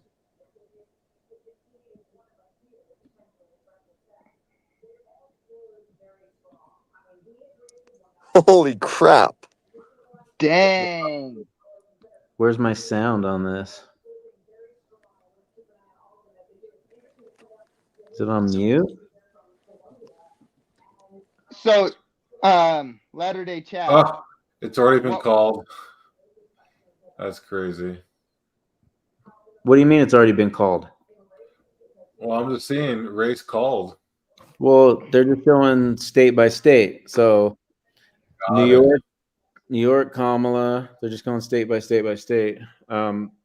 Ohio, that we knew we were going to win Ohio, but that's important. You got to win Ohio. Oklahoma, we knew we were going to win. Easy win. Can you guys see this screen? Is it popping up? Yeah. Oregon, listen, Oregon, you guys should leave with California and start your own country. You guys suck. South Carolina, we knew we were going to get that. Big ones are North Carolina, Pennsylvania, Virginia, Wisconsin, Michigan. Those are the most important ones. Michigan is very, very, very important. Pennsylvania is equally or more important. Hey, good for Texas, 14%. I've been worried about Utah. I've been worried about Texas going Democrat, but it looks like they're doing good. Why do you think they didn't show the percentage on Utah? I don't know. Well, someone in the comments is saying that apparently, according to the First Presidency, Doctrine and Covenants 85-7 was about Bishop Edward Partridge of that time and a future bishop that was called and appointed as Aaron of old was. Listen, the original Book of Mormon has the mighty and strong one listed as, and I quote, a Lamanite prophet or an Indian prophet, right? There was a lot of references in the Book of Mormon. If you go read the original print of the Book of Mormon, where the footnotes came from Joseph Smith himself and Orson Pratt, And it talks about this servant that is a future figure. But they have removed almost all references to this servant because, as described in that passage, he takes control. And there are certain people that don't like the idea of this guy taking power, right? But he's prophesied to do it. Joseph Smith himself said that there would be a latter-day King David who would rise up and take the throne of his ancestor. Those are Joseph Smith's words. It's like King David wasn't able to ascend to that throne, but there will be a latter-day King David, right? So the thing is, the idea where, oh, the servant in the Book of Mormon, that's Joseph Smith. It's not Joseph Smith. It was changed to be Joseph Smith in the 1900s because they were sick of people who kept coming forward claiming to be the mighty and strong one, like Chad Daybell, right? They were Like, sick of people. That's why they changed it. that's what I think. That's hilarious. That is so funny.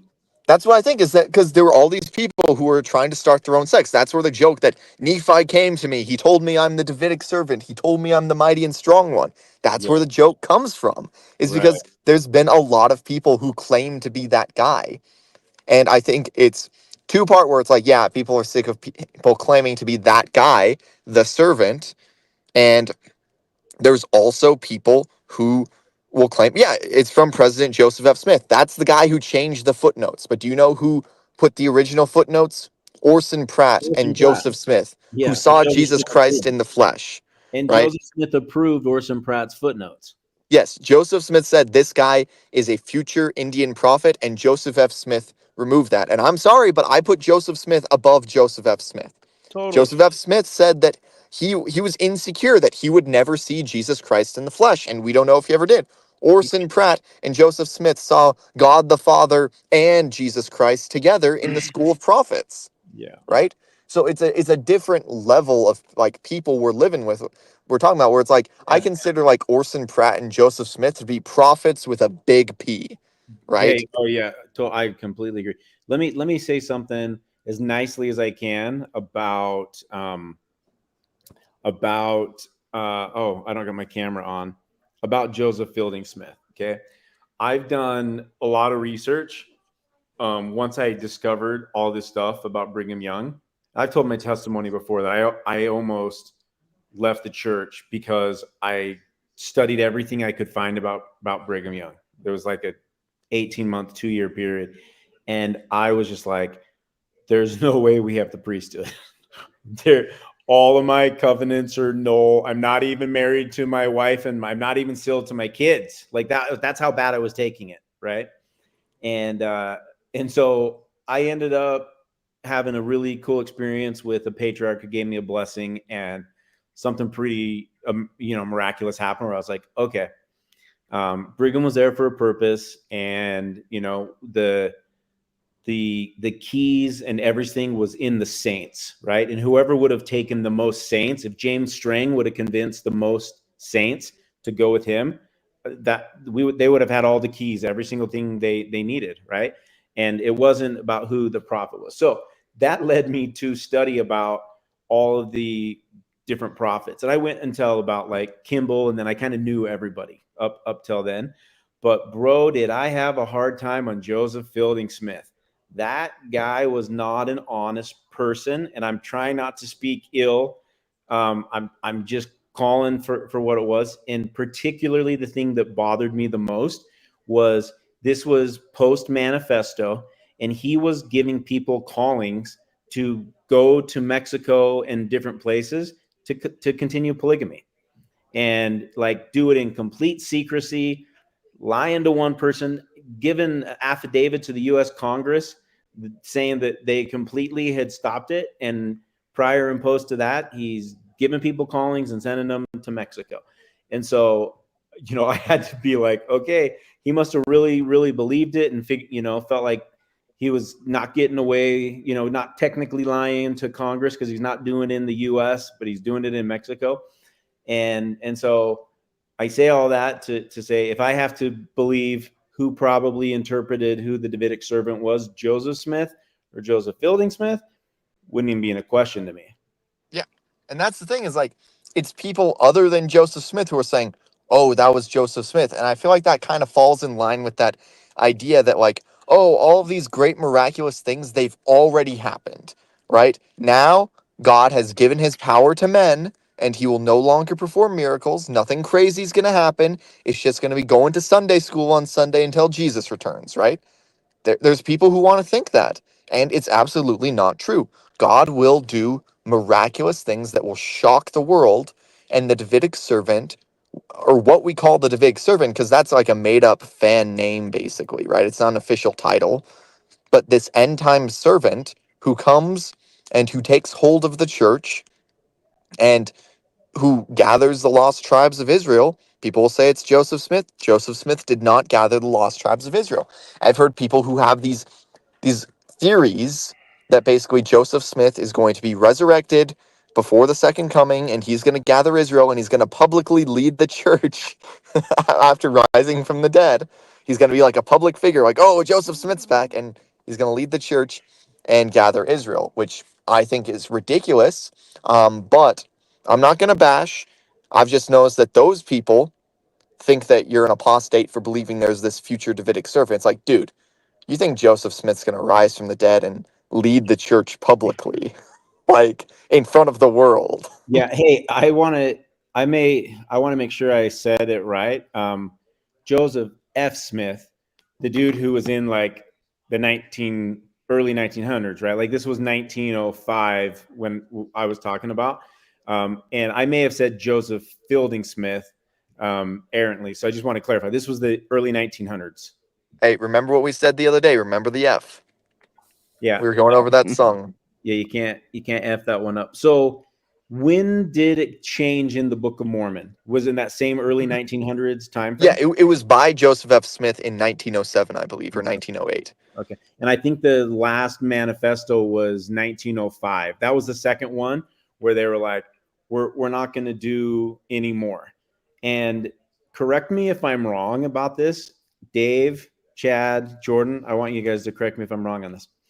I was asked by someone in my elders quorum a while ago. They're like, when was the last prophet that actually had a revelation that was public for the entire church? And I was like, proclamation to the world. And they're like, nope, that wasn't a revelation. It was Joseph F. Smith with the Doctrine and Covenants of the Spirit World. Yeah, it was like, it was early 1900s, and prior to that, it was also Joseph F. Smith in 1905 that said that he had a visitation and the Savior was in the room, and people were at the house, and they said they could see light coming underneath it, and told them that they really had to stop polygamy. I will say some will argue that it might have been or it was like the priesthood ban lifted, but there's speculation. Well, no, there's a lot of podcasts. There's podcasts that made it 100% clear that that wasn't revelation, and every single person involved said that they were called to a solemn assembly room. They were called to the solemn assembly room of the Salt Lake City Temple. All of them sat in there. They prayed about it, and there was a overwhelmingly good feeling that they should go ahead with it, and everyone said that it was very, very spiritual. Okay, it wasn't like Pentecost level. It wasn't Iphon coming down from heaven. It wasn't a revelation. It wasn't a revelation in the sense that we understand, revelator. Thus saith the Lord. But the main point I was making is that this idea to undermine a future servant figure, a future Davidic servant, or to say, oh, that was Joseph Smith, even though he didn't fulfill the prophecy, because it says this dude's not going to be hurt. It says he will be marred, but he won't be hurt. And Joseph Smith got hurt a lot, and he died, right? I think this sort of undermining is, in a sense, a sort of complacency, where it's like this idea that, okay, there's going to be no great things that happen. This wasn't about some future prophet that's going to come forward and save the church in the last days and lead it. This was about some bishop, right? To sort of undermine it. Like, why would that be a prophecy? Mighty and strong one? We know where that is. That's in Isaiah 28, where this servant comes and contends with the drunkards of Ephraim. That's where mighty and strong one first comes from. It's used with the drunkards of Ephraim. It's used with the Indian prophet, in which was later changed to Joseph Smith, and it's used in Doctrine and Covenants 85 with this person that will save the church, right? Because, and that's the thing, is that the church will not fall into apostasy. If you look at the parable of the vineyard, the Lord says that, okay, the church, the Gentile church at that point, it's bringing forth bad fruit for whatever reason, right? We don't know how far off this is, but he says, but I will preserve it for my own purposes because the root is still good. So he's going to, regardless of what happens, he's going to preserve the church until his servant comes and until the lost tribes of Israel come and we all get grafted together, right? So the parable of the vineyard, right away, it says that there will be issues with the church, right? Maybe some deep church stuff, who knows? But it will be saved and it won't fall. The priesthood will not be lost. And this Davidic servant type figure, you have to wonder, well, who's the Lord of the vineyard? The Lord of the vineyard is Jesus. So who's his servant? Well, it's the Davidic servant, right? So this figure will come, and it's probably not going to be a public thing. You can know almost certainly that pretty much anyone who's claiming publicly to be the Davidic servant isn't the Davidic servant, right? So Like, so when I look at the vineyard parable that's in Jacob chapter 5, at the end it talks about how basically they cut down the tree but the roots are still good. yep. And my thought process during that entire thing, listening to it, and then after hearing the smoking prophet's dream about Salt Lake being destroyed, I'm thinking like the entire church up in Salt Lake will be gone, so that the Davidic servant after that will come and build upon the roots of the Yes. church. Well, in a way, what I think, so the church itself won't be lost. The priesthood authority will still be there, but it's not going to be run like a business or a corporation like it is. It's going to be like an actual ancient religion, but the root is still good. There's still the priesthood keys there, right? God's not going to go and start a new church. We still have the priesthood keys, right? But there's going to be some issues, so the Davidic servant's going to come in and fix some things, right? So the idea is that there will be corruption, there will be issues within the church, and there will be bad fruit. But the servant will come, the Lord's servant will come, and will set in order the inheritances and the house of the Lord. He will contend with the drunkards of Ephraim, with those who think all is well in Zion. He's going to piss these people off, right? But in the end, he will save the church, despite the fact that he'll make people upset. The servant will inevitably save the church, and that's why everyone wants to be him. Everyone wants to be the Davidic servant. Everyone wants to be the mighty and strong one and save the day. But he's not going to announce himself like that. He's just going to show up and do his job. Okay, Yeah. so we're gonna open up Jacob 5. Can you guys see my screen? Okay. We should do a whole episode on Jacob 5, Well, honestly. Let's do it. Chad, Let's definitely do it, Chad. I'm gonna read it right now, and we're gonna give commentary on it because nobody's going nowhere. Okay. All right. Ready? Can you see my screen? Okay. Yeah. Yeah. All right. So I'm just gonna shrink it so I can see both. What's going on here? That doesn't look good. Okay. So we're in Jacob 5.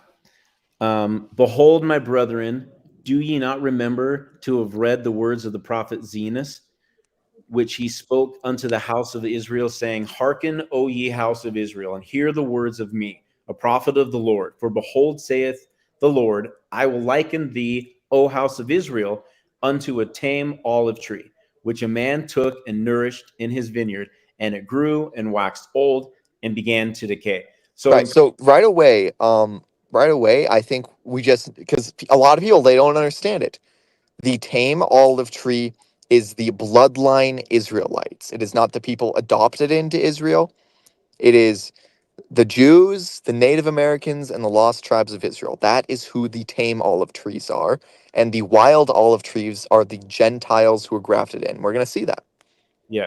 Okay. And to give context to this, Jacob is talking to Lehi's descendants here in ancient America, teaching them the importance of this, because he's teaching them about Zenos, and Zenos was giving this to Israel, right? So it's the same prophecy that Enos spoke to Israel. Now he's speaking it here to who? Lehi's children, and that proves your point, Chad, of the tame olive tree and the wild. Okay, let's see here. And it came to pass that the master of the vineyard went forth, and he saw that his olive tree began to decay.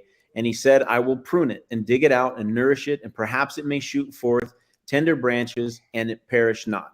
And it came to pass that he pruned it and digged it about and nourished it according to his word. And it came to pass that after many days it began to put forth somewhat of a little young tender branches, but behold, the main top thereof began to perish. And it came to pass that the master of the vineyard saw it, and he said unto his servant, It grieveth me that I should lose this tree. Wherefore go and pluck the branches from a wild olive tree, and bring them hither unto me, and we will pluck off those main branches which are beginning to wither away, and we will cast them into the fire, that they may be burned. So I wonder if the people in Jacob's time maybe considered that they might be the wild olive tree.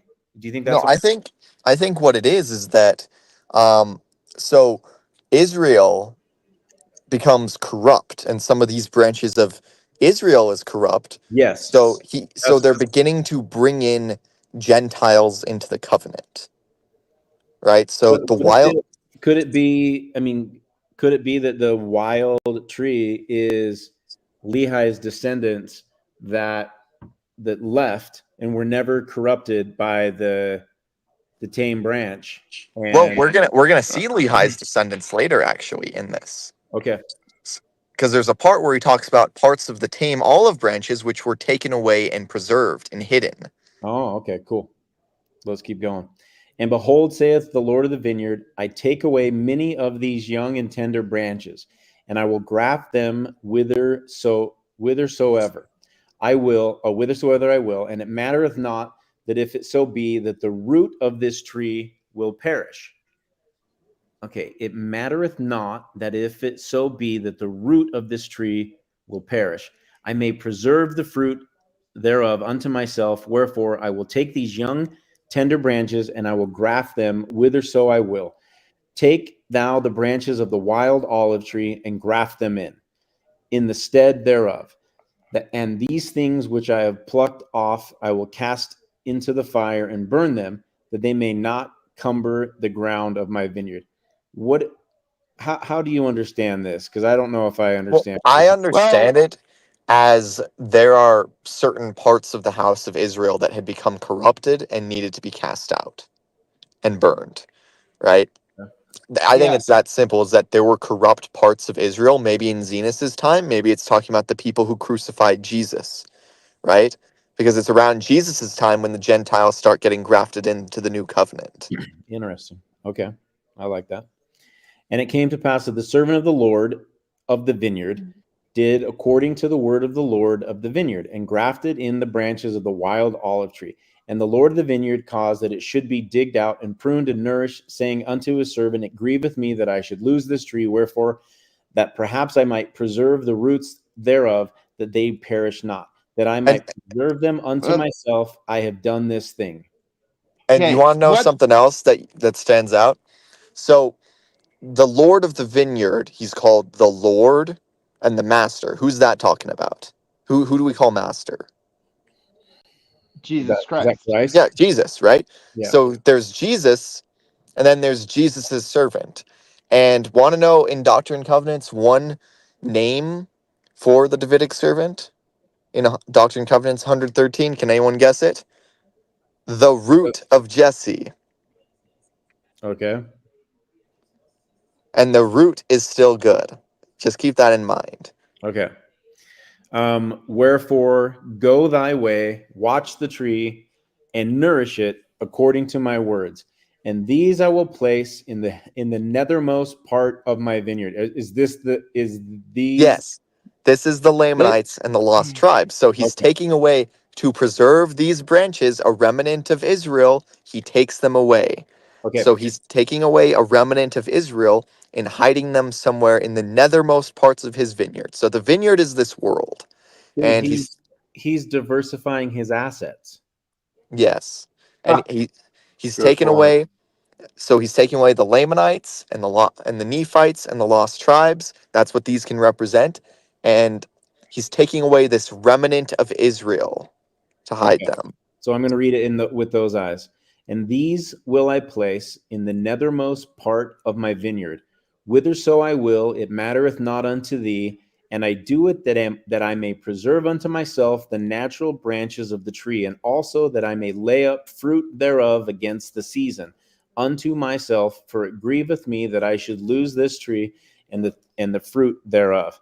Yep. And it came to pass. You know what the fruit reminds me of, Trevor? What? It's reminding me of the precious things that we read in the Book of Mormon and the Bible. Yep. The plain and precious things that were removed from the Bible. That's another thing. The tree, it's described in very similar ways. Dave Butler talked about this, that the tree is the tree of life. And it also sort of represents the Lord's attempt to bring the divine feminine down to us. So the fruit, it also represents the divine feminine with the tree of life. But pay attention to that he takes away these branches so that have fruit against the season. So when this season comes, this winter, he will have fruit from these trees that he hid away. Think about that. He's preserving them for a certain time, right? Their fruit, like original intent saying, their fruit is their work. So he's preserving them for a specific time. Think about that. Bro, we have the Book of Mormon. We now have the Nemenhah record. I'm still reading through it, and I find it fantastic. But I think the Nemenhah record came at a time to prove that the Book of Mormon is true. Yeah, well, we're going to see some of the stuff. We're going to see some of the stuff that's going on right now in this chapter, right? So keep going. And it came to pass, the Lord of the vineyard went his way and hid the natural. By the way, I had to say this. The putteth them away, let's see, for the season, that I may lay up fruit thereof. Again, the fact that the Lord of the vineyard is a farmer and we're his fruit is kind of interesting way to think of it. Well, the fruit also is their works, right? And you're going to see that later on when the Gentiles are bringing forth bad works. They're bringing forth works, but it's not necessarily good. But the people are creating those works, which creates those fruit, and it's the souls that God's creating. I'm just saying that God's a farmer. He's farming us. Okay, let's keep going. And it came to pass that the Lord of the vineyard went his way and hid the natural branches of the tame olive tree in the nethermost parts of the vineyard, some in one, some in another, according to his will and pleasure. And it came to pass that a long time passed away, and the Lord of the vineyard said unto his servant, "Come, let us go down into the vineyard, that we may let us go down." Oh, I like it. That we may labor in the vineyard. And it came to pass that the Lord of the vineyard, also the servant, went down into the vineyard to labor. Bro, okay, so think about this. That sounds Come, like let us go davidic down, and then the Lord goes down with his servant. Think about that in the temple. And this is tree of life imagery. Come, let us go down. Yeah, it means that these guys were they are divine beings condescending. Yeah, they descended. They made a decision to descend to get this done. Yeah, this is a go no more out scenario. I wish Lance was here to comment.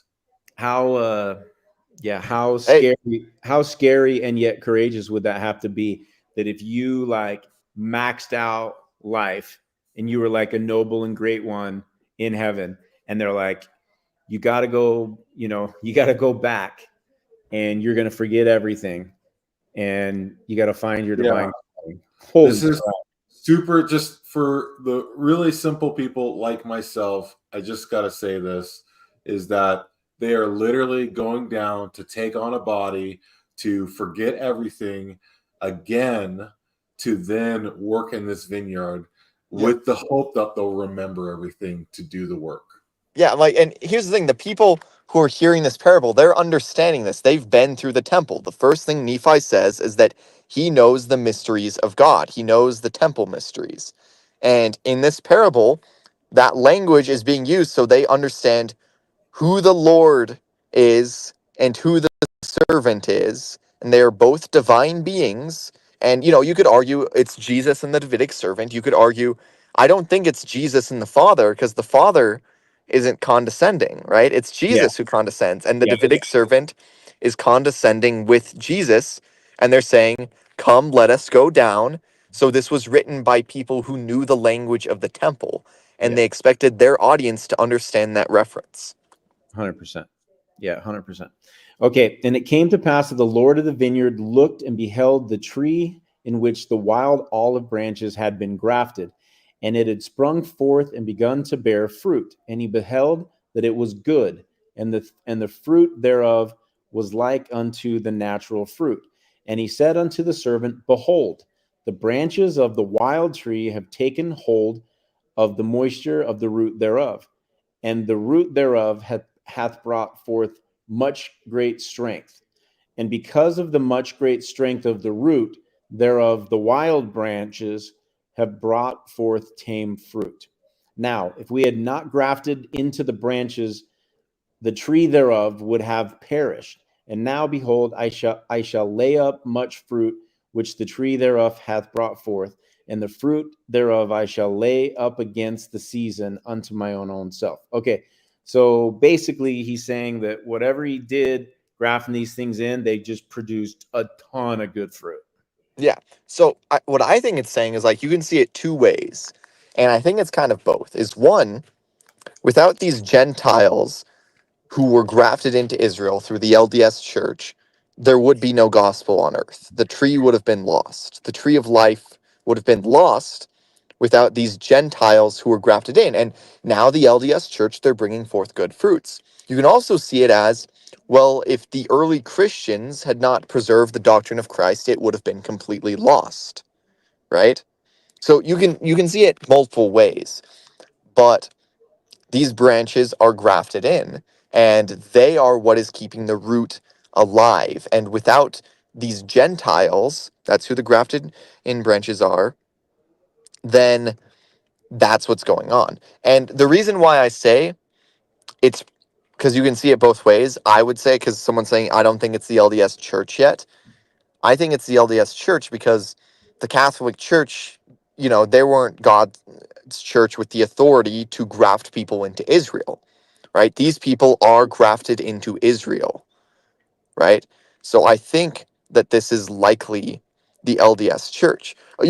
One way you could see it, the come let us go down, what if that is God the Father and Jesus Christ? What if the Lord in this is the Father and the servant is Jesus Christ, and it's appearing in the first vision, and they're come let us go down? Well, okay, let me think about that. So could the Lord and the servant be who we would consider Elohim and Christ, right? Yeah, like that's one possibility, because I've there's never heard multiple. it presented that way.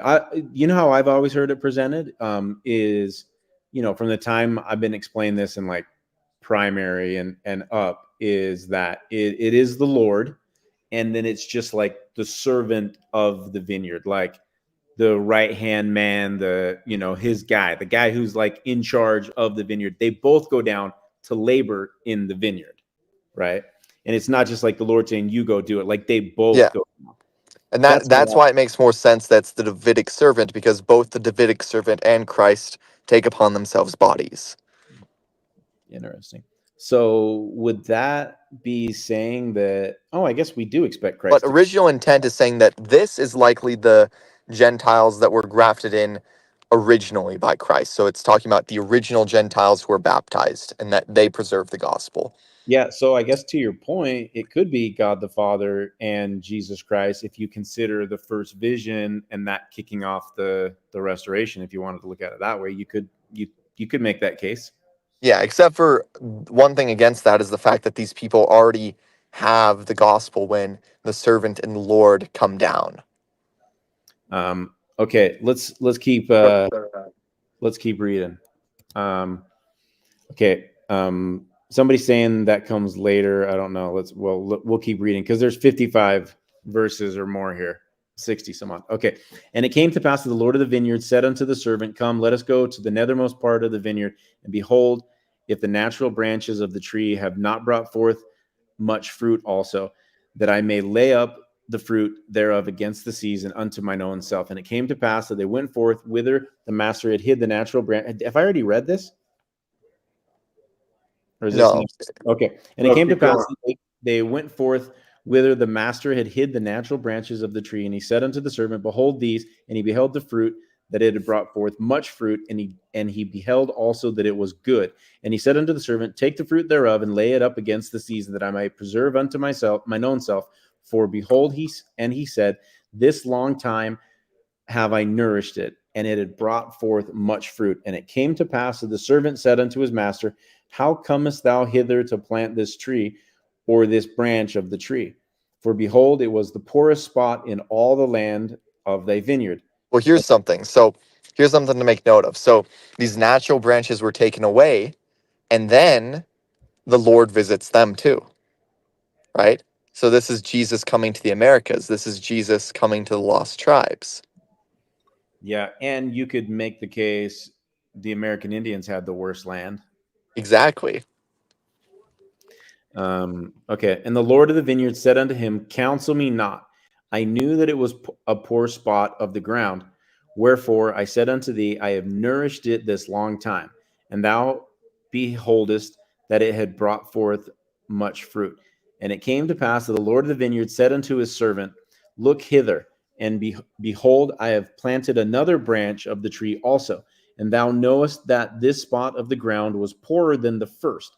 But behold the tree, I have nourished it this long time, and it had brought forth much fruit. Therefore, gather it and lay it up against the season, that I might preserve it unto myself. Yep. And this could be the lost tribes in the North Country too, because yeah, the Native Americans had bad land. Imagine what it is at like the North Pole in a cave. Okay, yeah, fair point. And it came to pass that the Lord of the vineyard said unto his servant, Look hither, and behold another branch. Bro's hiding stuff everywhere behind his back. So there's multiple lost tribe groups. There's like we've got the Nephites, the Lamanites, the Nemenha, the lost tribes in the North Country.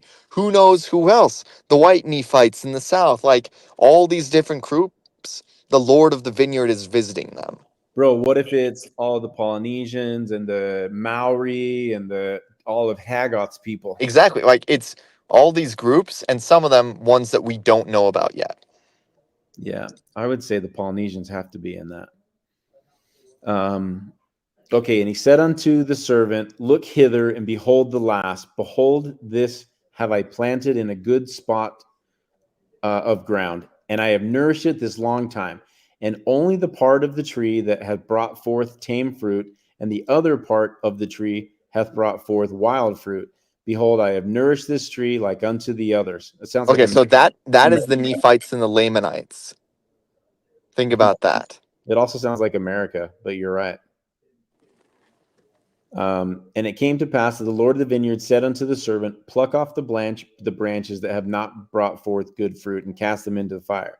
Behold, the servant said unto him, Let us prune it, and dig it about, and nourish it a little longer, that perhaps it may bring forth good fruit unto thee, that thou canst lay it up against the season. And it came to pass that the Lord of the vineyard and the servant of the Lord of the vineyard did nourish all the fruit of the vineyard. And it came to pass that the long time had passed. So basically, they gave it another shot. They were going to chop it down, but they gave it another shot. Yeah, so this is why those Gentiles earlier aren't the LDS church, is because now we're going to Jesus visiting the Native Americans. Now we're seeing the lost tribes of Israel. And it's showing that there are these other groups that are hidden in the nethermost parts of the world that we don't know where they are, and that they receive the gospel and that they are preserved for a very specific thing. And it came to pass that the Lord of the vineyard and the servant went down into the vineyard, and they came to the tree whose natural branches had been broken off, and the wild branches had been grafted in. And behold, all sorts of fruit did cumber the tree. And it came to pass that the Lord of the vineyard did taste of every fruit, every sort according to its number. And the Lord of the vineyard said, behold, this long time have we nourished this tree, and I have laid up unto myself against the season much fruit. But behold, this time hath brought forth much fruit, and there is none of it which is good. Oh, bro, it's producing tons of fruit, but no good. So that's probably like the great apostasy with the Gentiles, is because they're producing all these different fruits and none of them are good. Okay.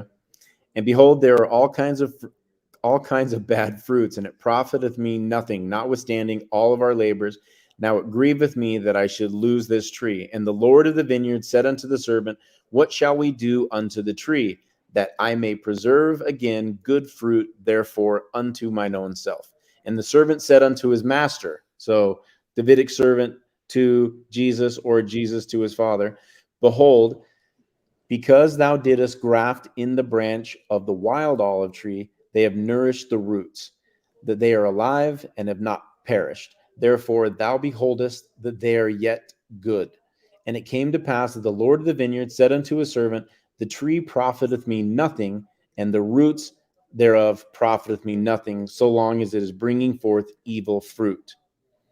Nevertheless, I know that the roots are good, for in mine own purpose I have preserved them, and because of their much strength they have hitherto brought forth from the wild branches good fruit. But behold, the wild branches have grown and have overrun the roots thereof. And because that wild branch have overcome the roots thereof, it hath brought forth much evil fruit.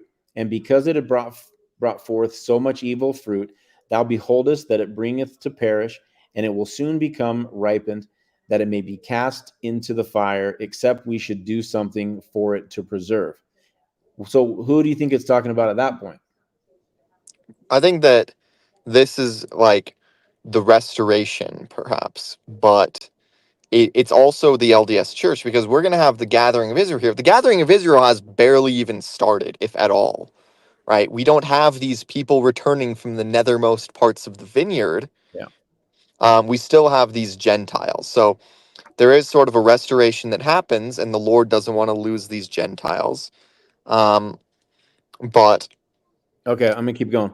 And it came to pass that the Lord of the vineyard said unto his servant, let us go down into the nethermost parts of the vineyard, and behold, if the natural branches have also brought forth evil fruit. And it came to pass that they went down into the nethermost parts of the vineyard, and it came to pass that they beheld that the fruit of the natural branches had become corrupt also, yea, the fruit of the second and also the last, and they had all become corrupt. And the wild fruit of the last had overcome that part of the tree which brought forth good fruit.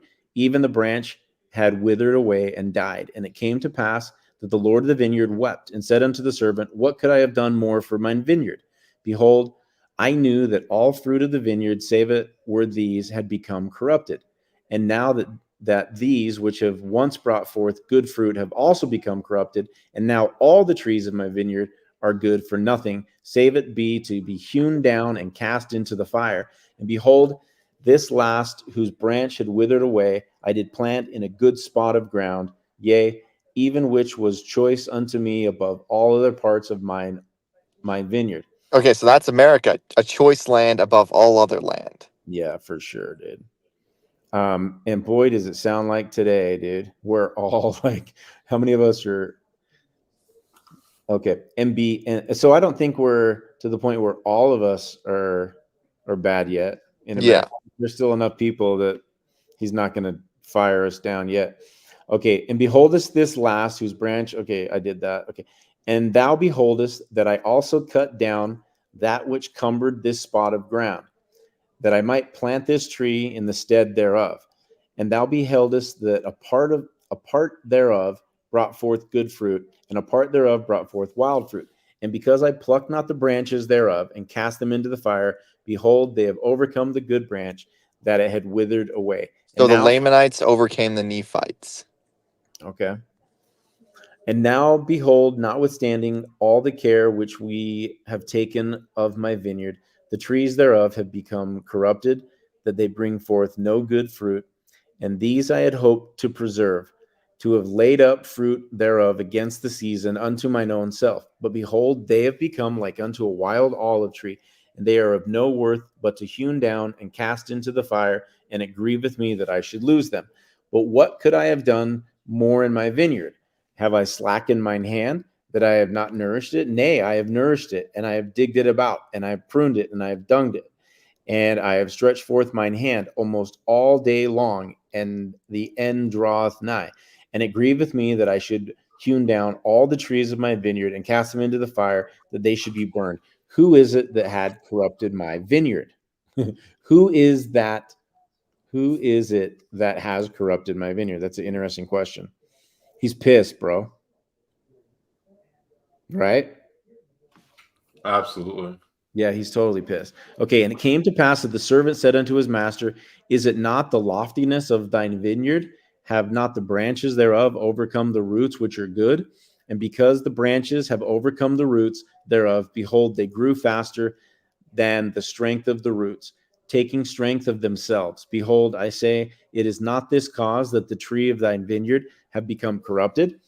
And it came to pass that the Lord of the vineyard said unto the servant, let us go to and hewn down the trees of the vineyard and cast them into the fire, that they shall not cumber the ground of my vineyard. For I have done all. What could I have done more for my vineyard? But behold, the servant said unto the Lord of the vineyard, spare it a little longer. Wow, the servant's like fighting for him, huh? And the Lord of the vineyard said, I will spare it a little longer, for it grieveth me that I should lose the trees of my vineyard. Wherefore, let us take the branches of these which I have planted in the nethermost parts of my vineyard, and let us graft them into the tree from whence they came. And let us pluck from the tree those branches whose fruit is most bitter, and graft in the natural branches of the tree in the stead thereof. Okay, so that could be the Lamanites, being grafted in. Exactly. So what, and this is where it gets kind of confusing, because it seems like, okay, we were in like the restoration, and maybe back then when they're trying to fix things, that's the restoration, right? Because that was clearly like the original second coming, but there's different things. But there's also this idea that there is a literal gathering of Israel, and what's happening is to save the tree from being corrupted, right? So first we have some natural branches that are grafted in. So we can say that's the Book of Mormon. The Book of Mormon's coming to refresh the Christian church, to try and save it from these false doctrines, but still ends up becoming overwhelmed. And then these natural branches, these are bloodline Israelites who are being brought in. So that is a literal gathering of Israel. Okay.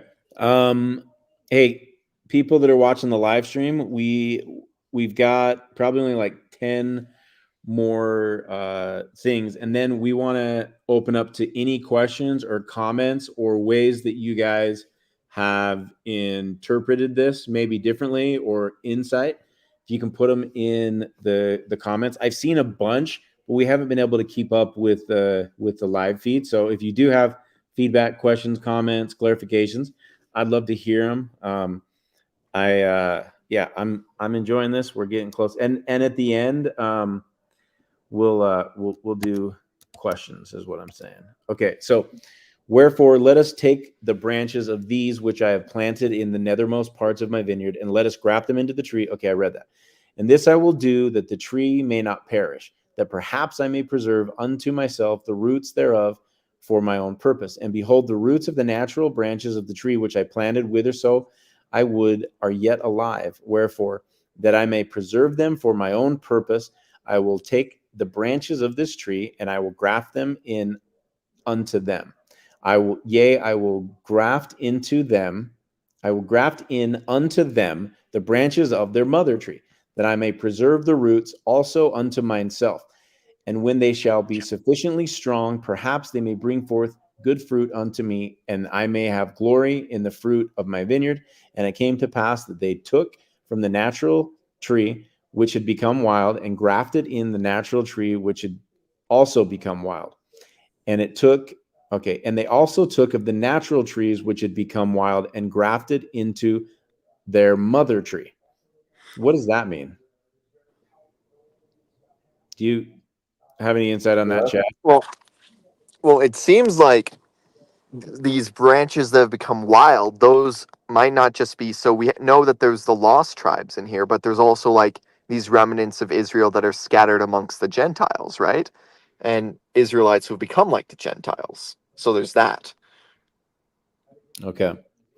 And the Lord of the vineyard said unto the servant, pluck not the wild branches from the tree, save it be those which are most bitter, and in them ye shall graft according to that which I have said. And we will nourish again the tree of the vineyard, and we will trim the branches thereof, and we will pluck from the trees those branches which are ripened, that must perish, and cast them into the fire.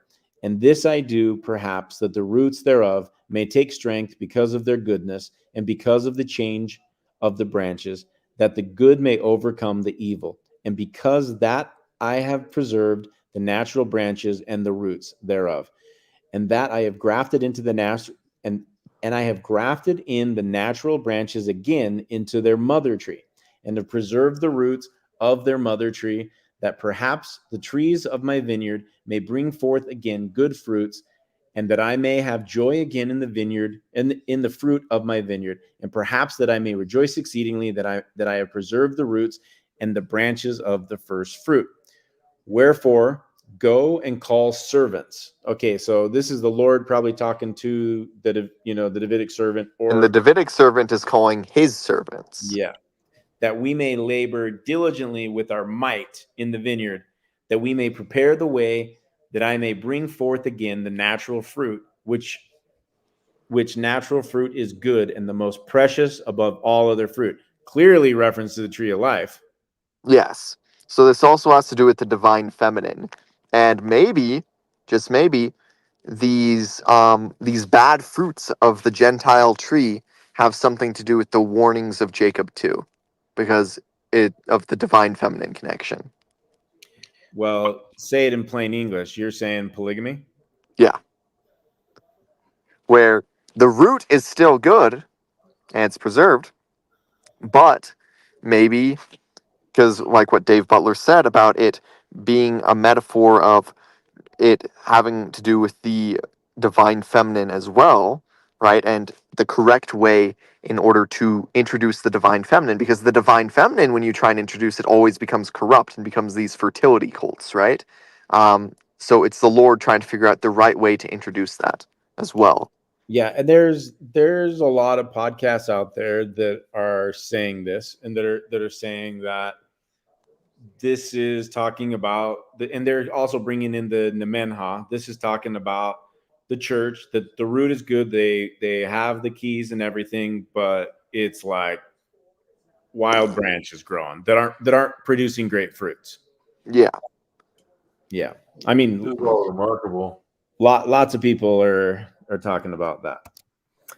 Okay. Wherefore, let us go down and labor with our might this last time, for behold, the end draweth nigh. Okay. So we know last days, right? So this is right now. And this for the last time that I shall prune my vineyard. Okay. So here's what's going to happen. So it's the Lord setting again his hand for the second time to gather the house of Israel. So he already tried to gather in the house of Israel before with Joseph Smith. It didn't work. He tried to do it a lot of times. The whole 62 verses before this is every time he tried. Yeah. Okay, this is it. So this is latter days. This is right now. So everything we're going to read is right now. Graft in the branches, begin the last, that they may be first. Okay, so the first shall be last, and the last shall be first. So was the last Israel? What was the last? So it's saying that it has to do with the scattering of Israel as well. So who was the first to be scattered from their homeland? Right? It was the 10 lost tribes, so they will be the last ones to return. And the first ones to return to their homelands, I believe it was the Jews who were the last ones to be scattered, so they're the first. Yeah, that's how I understood it as I read it, but I didn't know if that was Right. Right. So Okay. now we're in the point where the Native Americans, they're in between and they're returning. Okay. Wherefore, dig about them, prune them, dung them once more for the last time. For the end draweth nigh. And if it be so that these last grafts shall grow and bring forth natural fruit, then shall ye prepare the way for them, that they may grow. And as they begin to grow, shall ye clear away the branches which bring forth bitter fruit, according to the strength of the good and the size thereof. And ye shall not clear away the bad, therefore, all at once, lest the roots thereof shall be too strong for the graft, and the graft thereof shall perish, and I lose the trees of my vineyard. For it grieveth me that I should lose the trees of my vineyard. Wherefore ye shall clear away the bad, according as the good shall grow. Interesting. Right.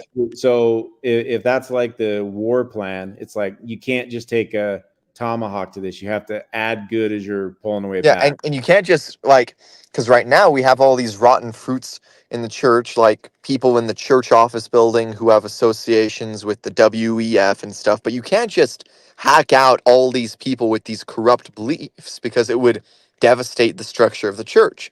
So we need to graft in these good people from the lost tribes, from the Native Americans. We need these good fruit to come in before the Lord and the servant can clear out the bad fruit.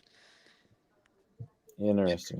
Or equal, right? Doing it at the exact same time. Yes. Okay, very, very interesting. So that would play opposite to my thought of like when the Davidic servant comes, it's going to be like a coup, but it sounds like it's going to be done equal good as it's. I Yeah, mean, because when the Davidic servant comes, whether he brings them or not, the Native Americans and many lost tribes of Israel will be coming into the church while these wicked people are cast out. interesting. Okay. And the branches of the natural tree will I graft in again into the natural tree. And the branches of the tree will I graft into the natural branches of the tree. And thus I will begin them together. I will bring them together, that they shall bring forth the natural fruit, and they shall be one.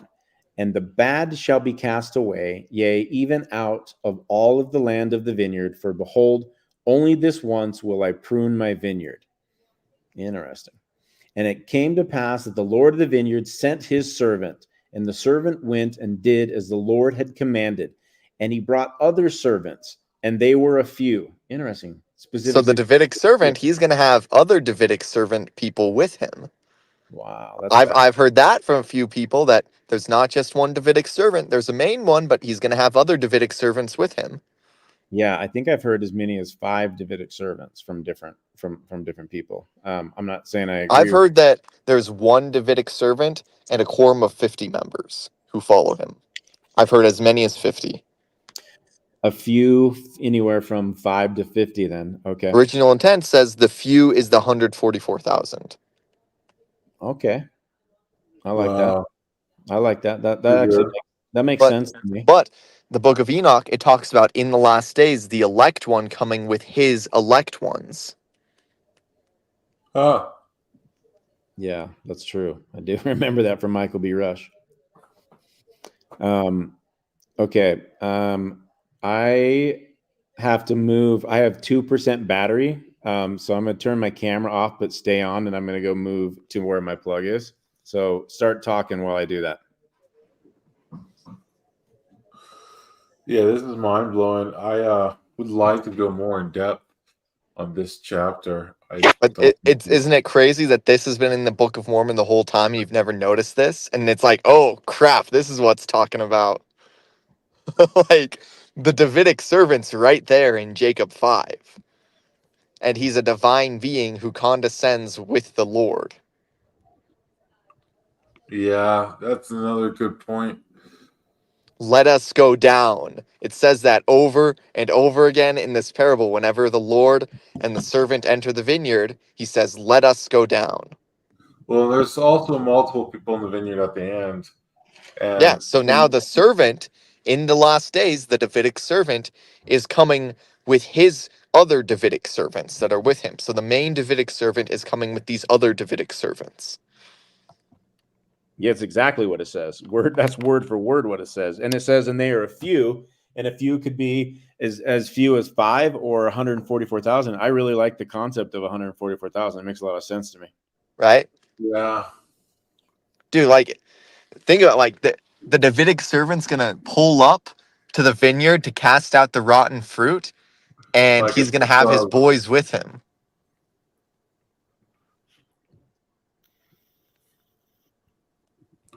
absolutely. I'm just Okay. visualizing what this looks like as a video. Come, let us go down. Okay, so I'm going to keep reading. And it came to pass that the servants did go and labor with their mites, and the Lord of the vineyard labored also with them. So Jesus is out there crunching the numbers with them. So think like visions of glory, how like before the official second coming, when they sort of start this pre-millennium, Jesus comes down and helps with starting the work too. Dude, it sure sounds like it, right? That does sound a lot like visions of glory. Holy cow. Oh, my computer just got plugged in. It's so happy. Okay, and there began to be natural fruit again in the vineyard, and the natural branches began to grow and thrive exceedingly, and the wild branches began to be plucked off and to be cast away, and they did keep the root and the top thereof equal according to the strength thereof. Yep. Think about this. So for so long, our church has so much lacked spiritual gifts. We haven't had it on the same level as Joseph Smith. Sure, we've brought forth fruits where all is well in Zion because we're prosperous and we have so much money. But then the servant and the Lord come and they start producing real fruits, right? And in visions of glory, what's happening? These people are starting to be translated. They're having angels visit them. They're having visions. They are bringing forth spiritual fruit. Yeah. Good Absolutely. point. Good point. Okay, let me keep going. And thus they labored with all diligence according to the commandments of the Lord of the vineyard, even until the bad had been cast away out of the vineyard. And the Lord had preserved unto himself that the trees had become again the natural fruits, and they began like unto one body, and the fruits were equal. And the Lord of the vineyard had preserved unto himself the natural fruit, which was the most precious unto him from the beginning.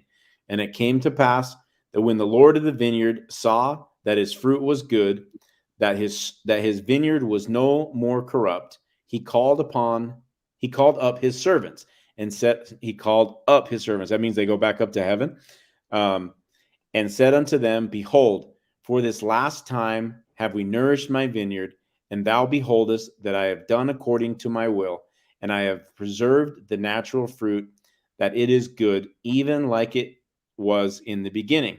And blessed art thou and blessed art thou, for because ye have been diligent in laboring with me in the vineyard, and have kept my commandments, and have brought unto me again the natural fruit, that my vineyard is no more corrupted, and the bad is cast away. Behold, ye shall have joy with me because of the fruit of my vineyard. So basically, they're made gods. Yep. Or some sense of that, right? Yeah. For behold, hey Dave, while I'm reading, can you go in and read and star comments? Because we asked people, and I don't want to get, if you could star a bunch of them that are relevant, that'd be cool. Yeah, I'm going back right now.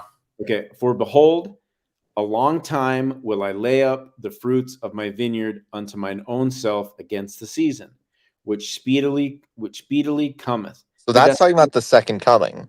Yeah, that The sounds a lot season. like what Lance is saying. A long time I will lay up, a long time I will lay up my fruit. So if all this stuff happens, right, then maybe is that talking about the millennium? I don't know. Well, there's two meanings here because he's talking about evil fruit coming again.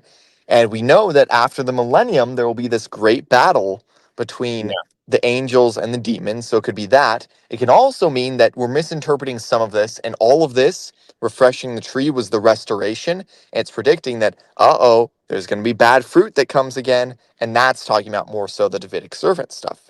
Right. So those are the two interpretations I've said, or it could be like the Lance stuff. Okay. Okay. For behold, a long time I will lay up the fruit. Okay, I read that. And I will lay up unto myself of the fruit for a long time, according to that which I have spoken. And when the time cometh that the evil fruit shall again come unto my vineyard, then I will cause the good and the bad to be gathered. And the good will I preserve unto myself, and the bad will I cast away into its place. And then cometh the season and the end, and my vineyard will I cause to be burned with fire. Okay, so that totally is the millennium, and then the last thing, and then judgment, and they're separated good and bad. Right. That's badass. I've probably read this. I mean, I've read the Book of Mormon probably 18 or 19 times, and I've had understandings, but this was a totally different take, dude. Yeah. And when you like, I think the "come let us go down" thing stands out the most, because it's like when you understand the language of the temple, and that like with the language of Adam stuff, and that these were temple goers, it's like, holy crap, these are divine figures condescending. That's exactly what it is, and you can't unsee that. That is exactly what it is. It is divine figures coming down into the mortal world. Yeah, I like how you say you can't unsee that. It's true. It's just such a subtle thing, but the wording is there.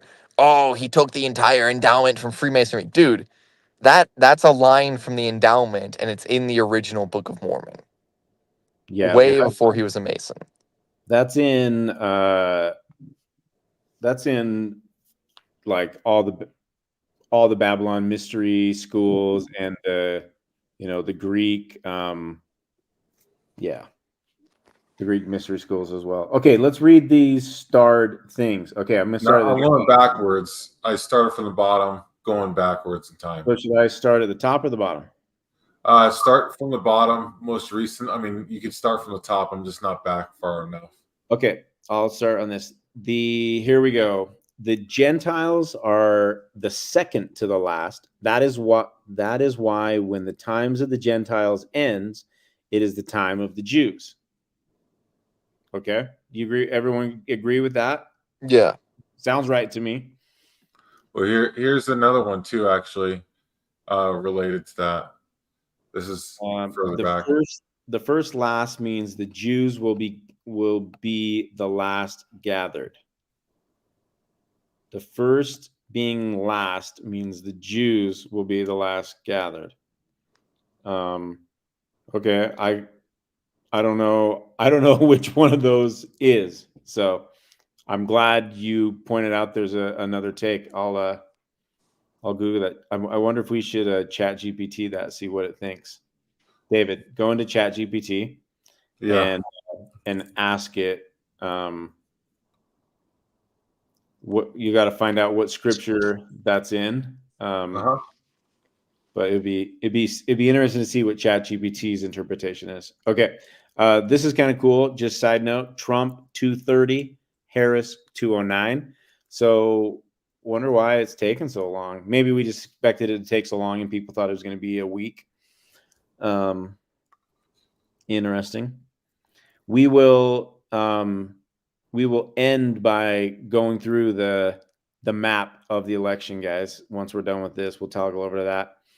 Maybe the divine feminine is honored with the Indians, but not the Jewish or LDS. Interesting take. The few is the 144,000. Okay, someone's agreeing. The 144,000 will all who have joined the Church of the Firstborn throughout all of history. Okay, so do they come back to Earth alive, or are they here now? Will the wicked cast themselves out? My vague impression, not to support this, is that most leaving the church today are disillusioned, not wicked. Yeah, I think there's a ton of really good people who have left the church. I think there's both. There's probably I think the wicked being cast out is going to be like the prideful, self-righteous ones, and that the Davidic servant's going to come and he's going to lay down the law on those people. Yeah, the ones that Bednar just warned about at conference. Exactly. Yeah, 100%. Okay. This is why they are referred to as few. Okay. And the 144,000 proselyte, everyone else, billions. My father says the gospel of Jesus Christ will have the highest number of followers in the end. Okay. I believe Jesus wins. So I would agree with that. Right? Like Jesus is king at the end, right? Yep. Okay. I've got that verse just so you know. It's Matthew. No, 19. it's not in Matthew. It's in, we just read it in Jacob 5. Oh, you're talking about Book of Mormon?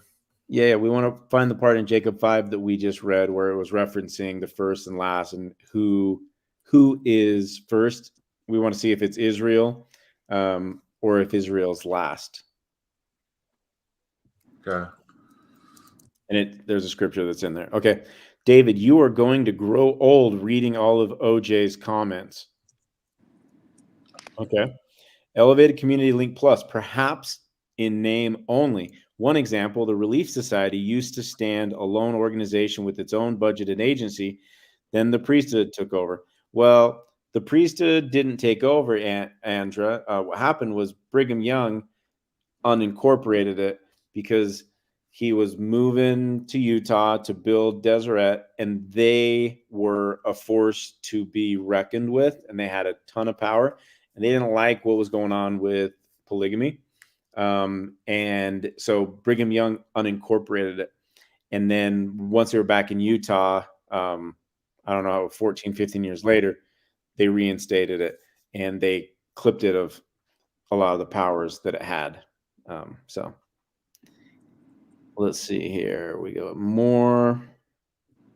Oh, by the way, the Relief Society is not the oldest women's organization in the U.S. It's up there. It's like in like the top 5 or whatever, because of what Brigham Young did when he unincorporated it. It was dead for like 14, 15 years.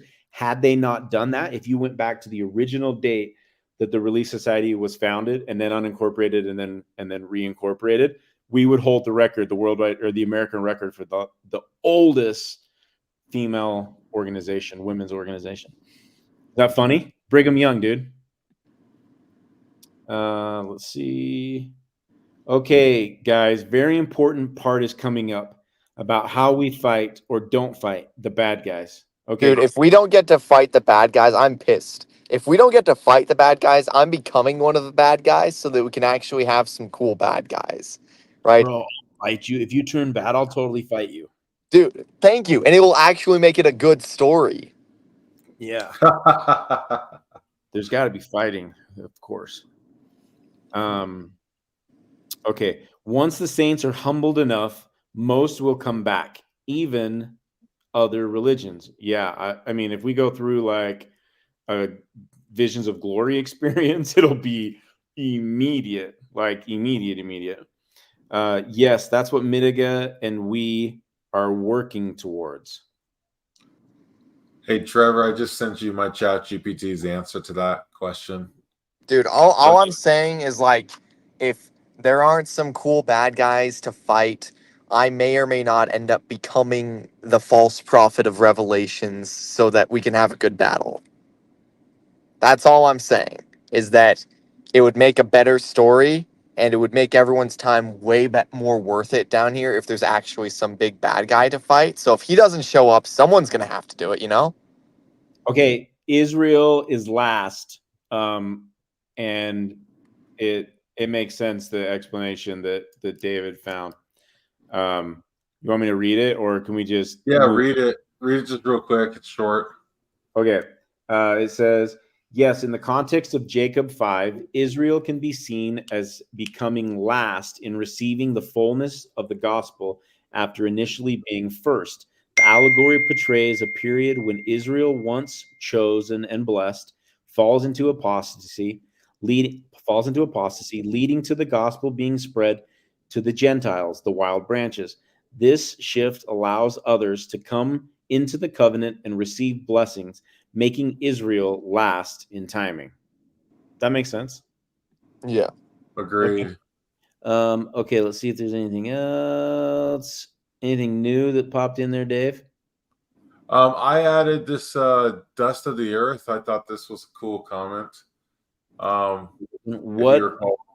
What if, just what if, we're looking at this through a third dimensional lens, and we need to look at it through a multi-dimensional lens? Oh, we can do that.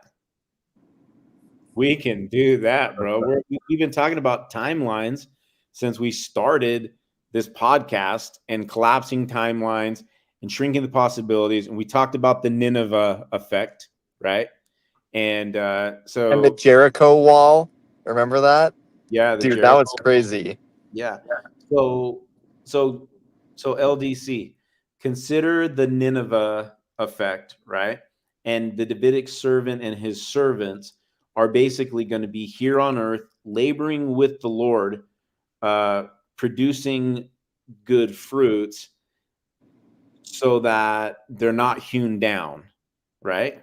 Yeah, and it could be that the Davidic servant, he's already here doing his work low key, and then there's going to come this day when, like in the Nemenha, John comes to regulate the church. Now, there was a phrase in Jacob 5 that was basically like that, and then on that day this will continue, or something like that.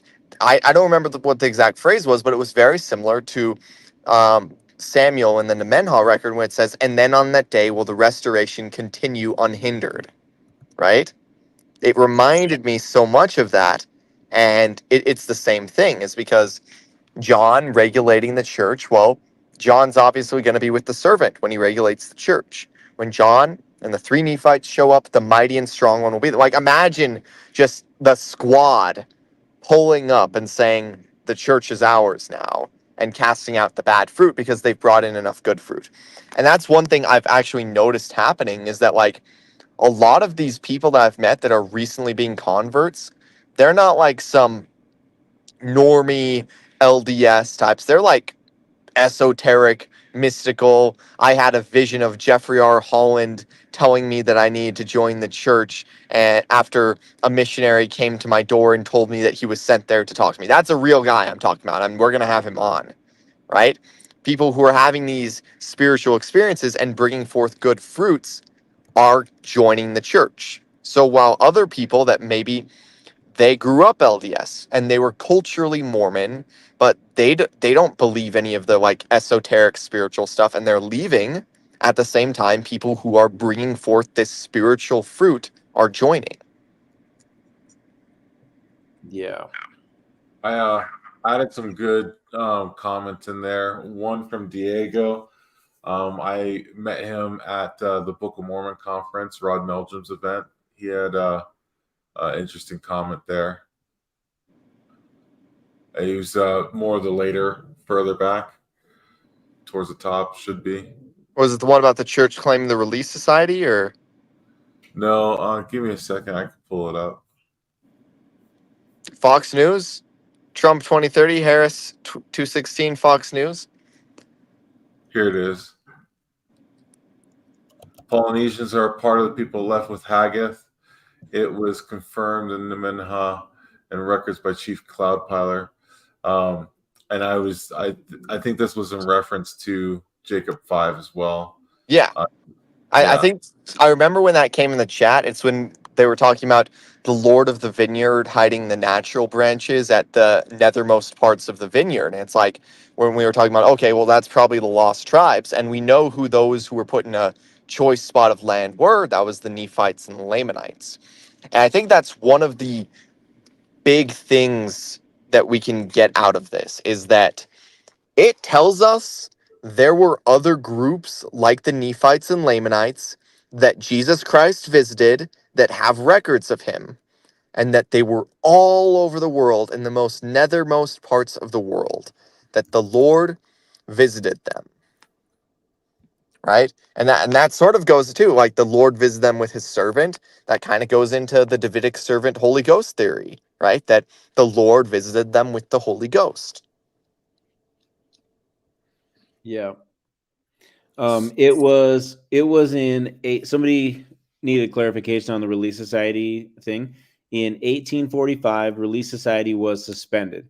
In 1854, Brigham Young approves local wards to organize relief societies. In 1867, Brigham Young asked Eliza R. Snow to help organize ward relief societies. So it was during that time, right after Joseph's death, when they headed out to Utah for about 9 to 12 years at different level. So that's interessante. Someone liked our live stream so far. Original intent says they are pruning the timelines just like in the MCU. LDC is going to be Loki and save the timelines. Dude, can you imagine that? Like I go into like some multiversal thing and I'm just like trying to have some like watchers or something to fight, and then finally I just settle and I sacrifice myself by like becoming the tree of life and saving the timeline. Yeah, That was that's pretty funny. good. Okay, here's a good question. Sorry, go ahead. Soul, thank you, Soul. Will you drop how people can join the Discord server? If you're still watching us, and this is 2 hours and 30 minutes into it, you should be on our Discord server because it's pretty fun. And Soul is one of the admins, and she works all the time on it, and she's such a stud. And don't piss her off. Don't piss her off because I saw today that they created a channel that's called Spirit Prison, and I think that's to put. Ooh. Dude, they added me to that channel. You're in Spirit Prison? Yeah, I'm in Spirit Prison there. No, I think that means you're allowed to put people in Spirit Prison. There's like No, six. I'm just kidding. I wasn't actually.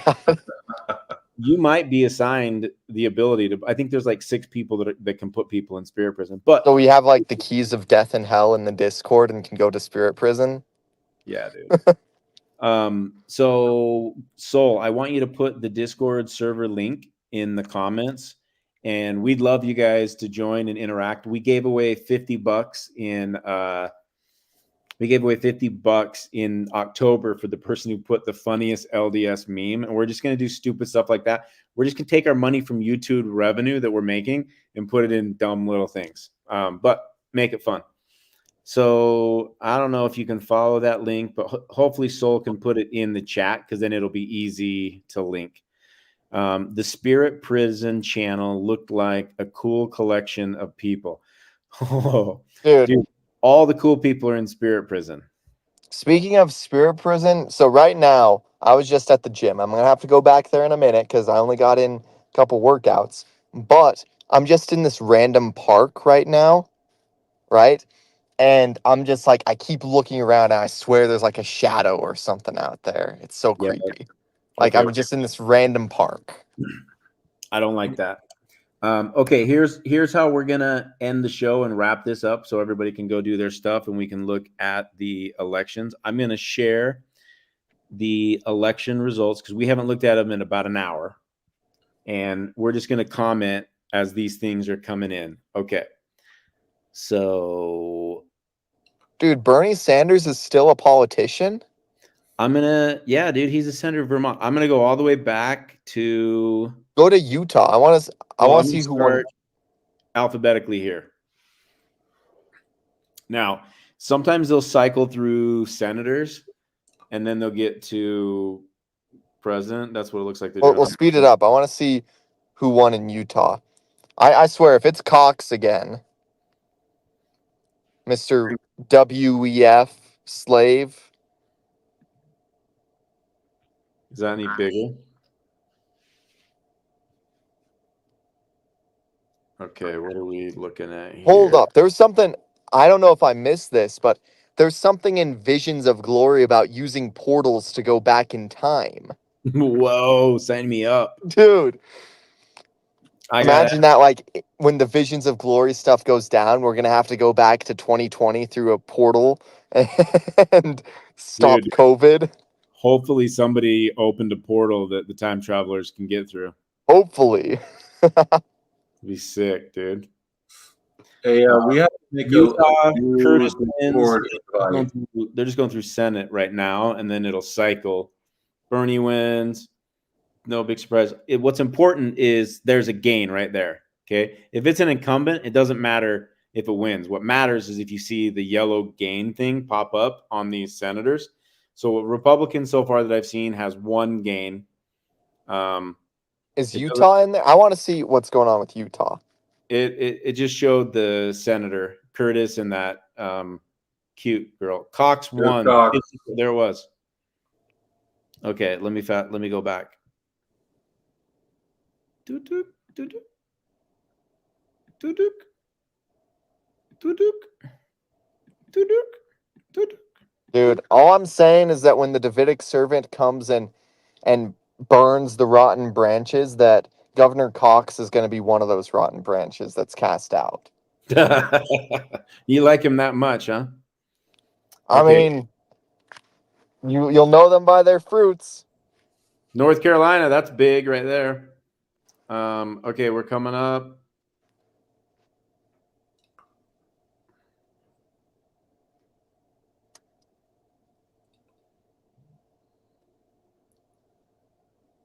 Oh, Trump was hoping to win. Oh, he almost won New Jersey. Holy crap. New Mexico went to him. New York was only 9 points. Ohio, 12 points. Oklahoma, big win. We knew that. Oregon, yeah, fall off into the coast. Rhode Island didn't go his way. South Carolina got. South Dakota, no surprise. Tennessee, good people in Tennessee. Way to go, Texas, 14 points. Utah, only 3 points. You guys, let's talk about the sick people in Utah. That's a lie. Bro, Hey, the Lord of the Vineyard's going to come and prune this. dude, look at this. How sad am I? Okay, so what percentage? 34% have voted in Utah that they're Dude, maybe I shouldn't have voted for the Hawk Tua girl. Yeah. So look, there's only a difference of 19,000 right now in Utah. How disgusted am I that half of our state is voting for somebody of her caliber? Dude, all these, we were just reading about it right then. Like, the olive branches have become wild in the vineyard and they're bringing forth bad fruit, and the servant's going to come and burn it to the ground. Yeah, dude, that's exactly what it is. Wow. Okay, we're gonna keep going. That is super sad to me.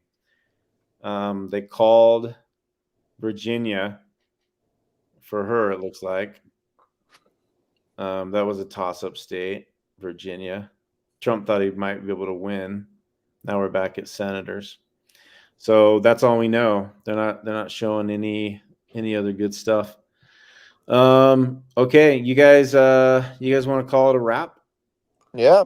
I think we will. That was fun, boys.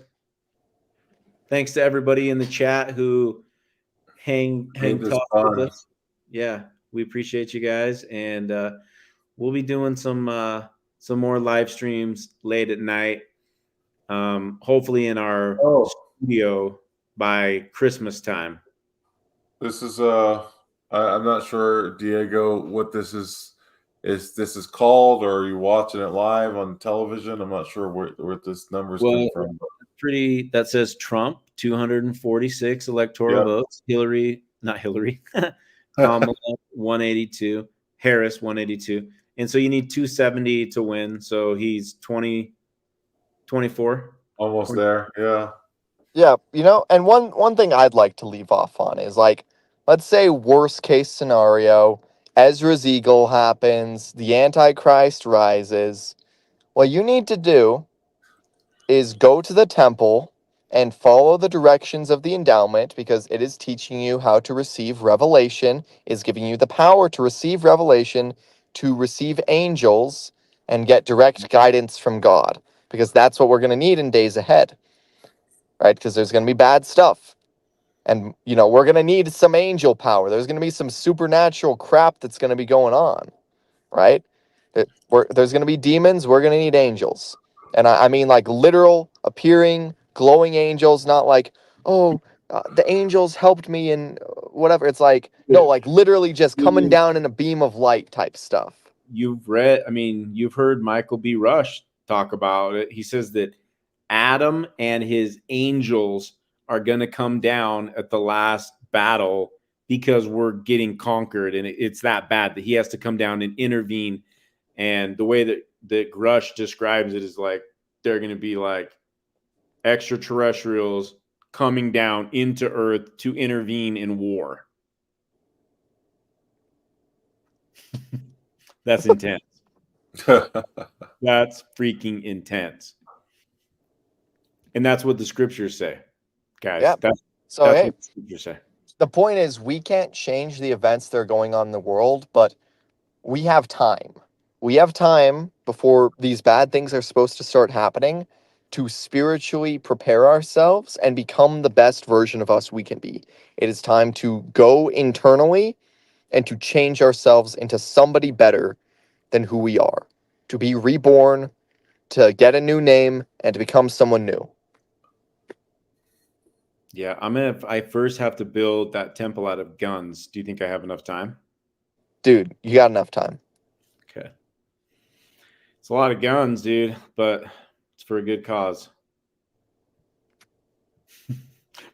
According to that video that Lance showed us with Al-Qaeda and ISIS, and Osama bin Laden's son, avenging his death, like that's a great hero's arc. Like, dude, that's that's the type of Antichrist I'm waiting for. I'm not waiting for like Klaus Schwab or something. It's like screw that guy eating the bugs. That's so lame.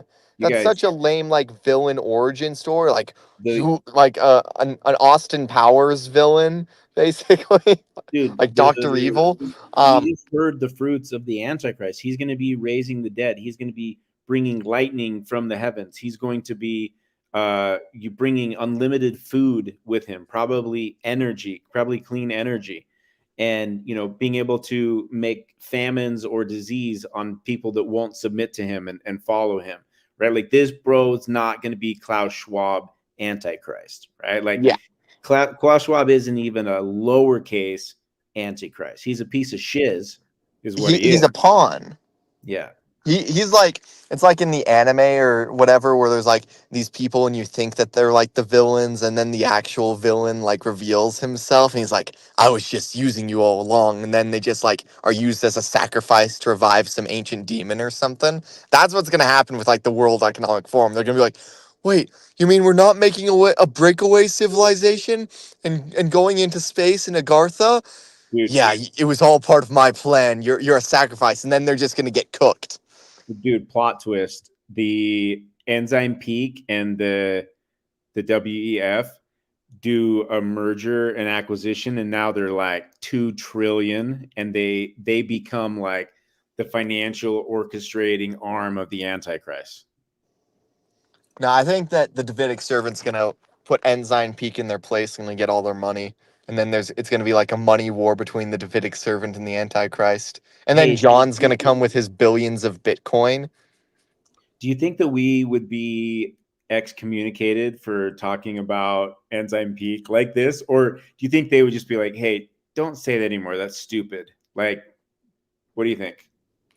I mean, all I know is that if they search the church records for a guy named Chad, they're not gonna find it.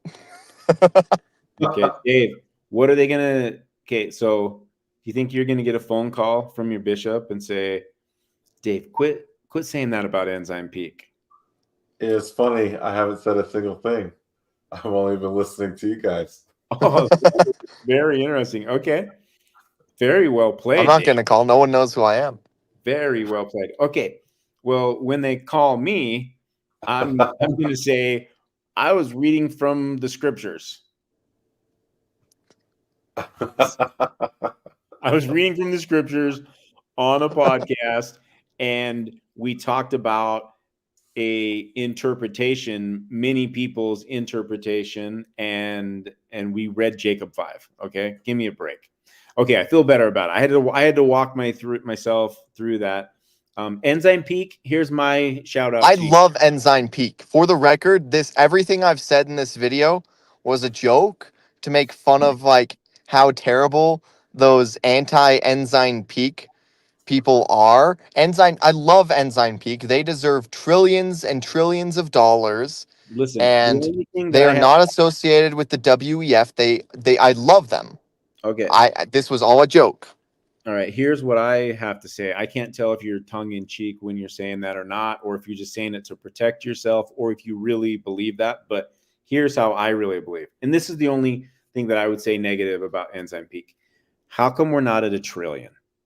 Exactly. Make it $1 trillion. Make it $1 trillion. Everyone, put in the chat, hashtag make it $1 trillion. Dude, like, how long do we have to wait till it's $1 trillion? Okay, and I'm not talking about all the assets. I'm talking about that money market account. Like, make it $1 trillion. It spit off $28 million in interest in 2023. You can see that on Widow's Mite. So, roll that back in. They probably they did roll a lot of that back in. But dude, like, I want that thing at $1 trillion. But if you want to ask my honest opinion on the Ensign Peak, is that the church office building in general, Ezra Taft Benson talked about it, there's some questionable people in it. But the Lord has raised up that money for a purpose. I've said this before.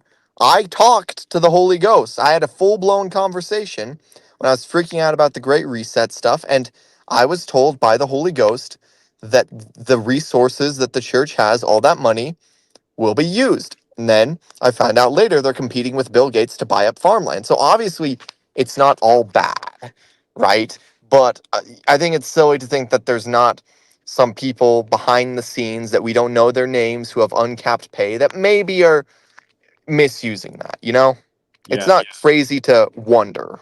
Yeah, listen, I've heard from a really good source, firsthand source that works inside the church, that there is discussions about a plan to give a ton of that land that they have to natives. Really? Yeah. See, that's great. That's amazing. I agree. I think that'd be amazing. We should have Mitiga go ask for some of that. Be like, excuse me, sir, while you're giving away land. That is a terrible Mitiga impression. No, that wasn't a Mitiga impression. That was a British. British Britiga? Yeah, because the British was they would go to the king. Okay, the British would go to the king and they'd be like, "Excuse me, sir, where are you giving away land?" And the lords of the land could get the new land. Well, I think there's multiple timelines. I think that land will be given to the Native Americans, and either the Davidic servant is going to come, take it by force, and give it to them, or they're going to willingly give it, and there's going to be that's what we talk about when we talk about multiple mergers. It depends on how willing the church is to work with the lost tribes of Israel when they return, because and it seems to be like a cultural thing too, where it's like the members of the church are the ones, I don't know about the higher ups, but the members of the church seem to be the ones that are pushing back against the Israelites. Yeah, so I really like David. Hold on a second. You keep stepping on my comment, bro. Where the heck is it? Jeez, David, stop. I'll just put it back. Bro, I told you to stop clicking on it. Okay, let's start feeding the homeless and clothing the naked. I totally agree with that. Is there like a petition that we could sign and just be like, hey, listen, Ooh. we're sitting on 600 to 700 trillion.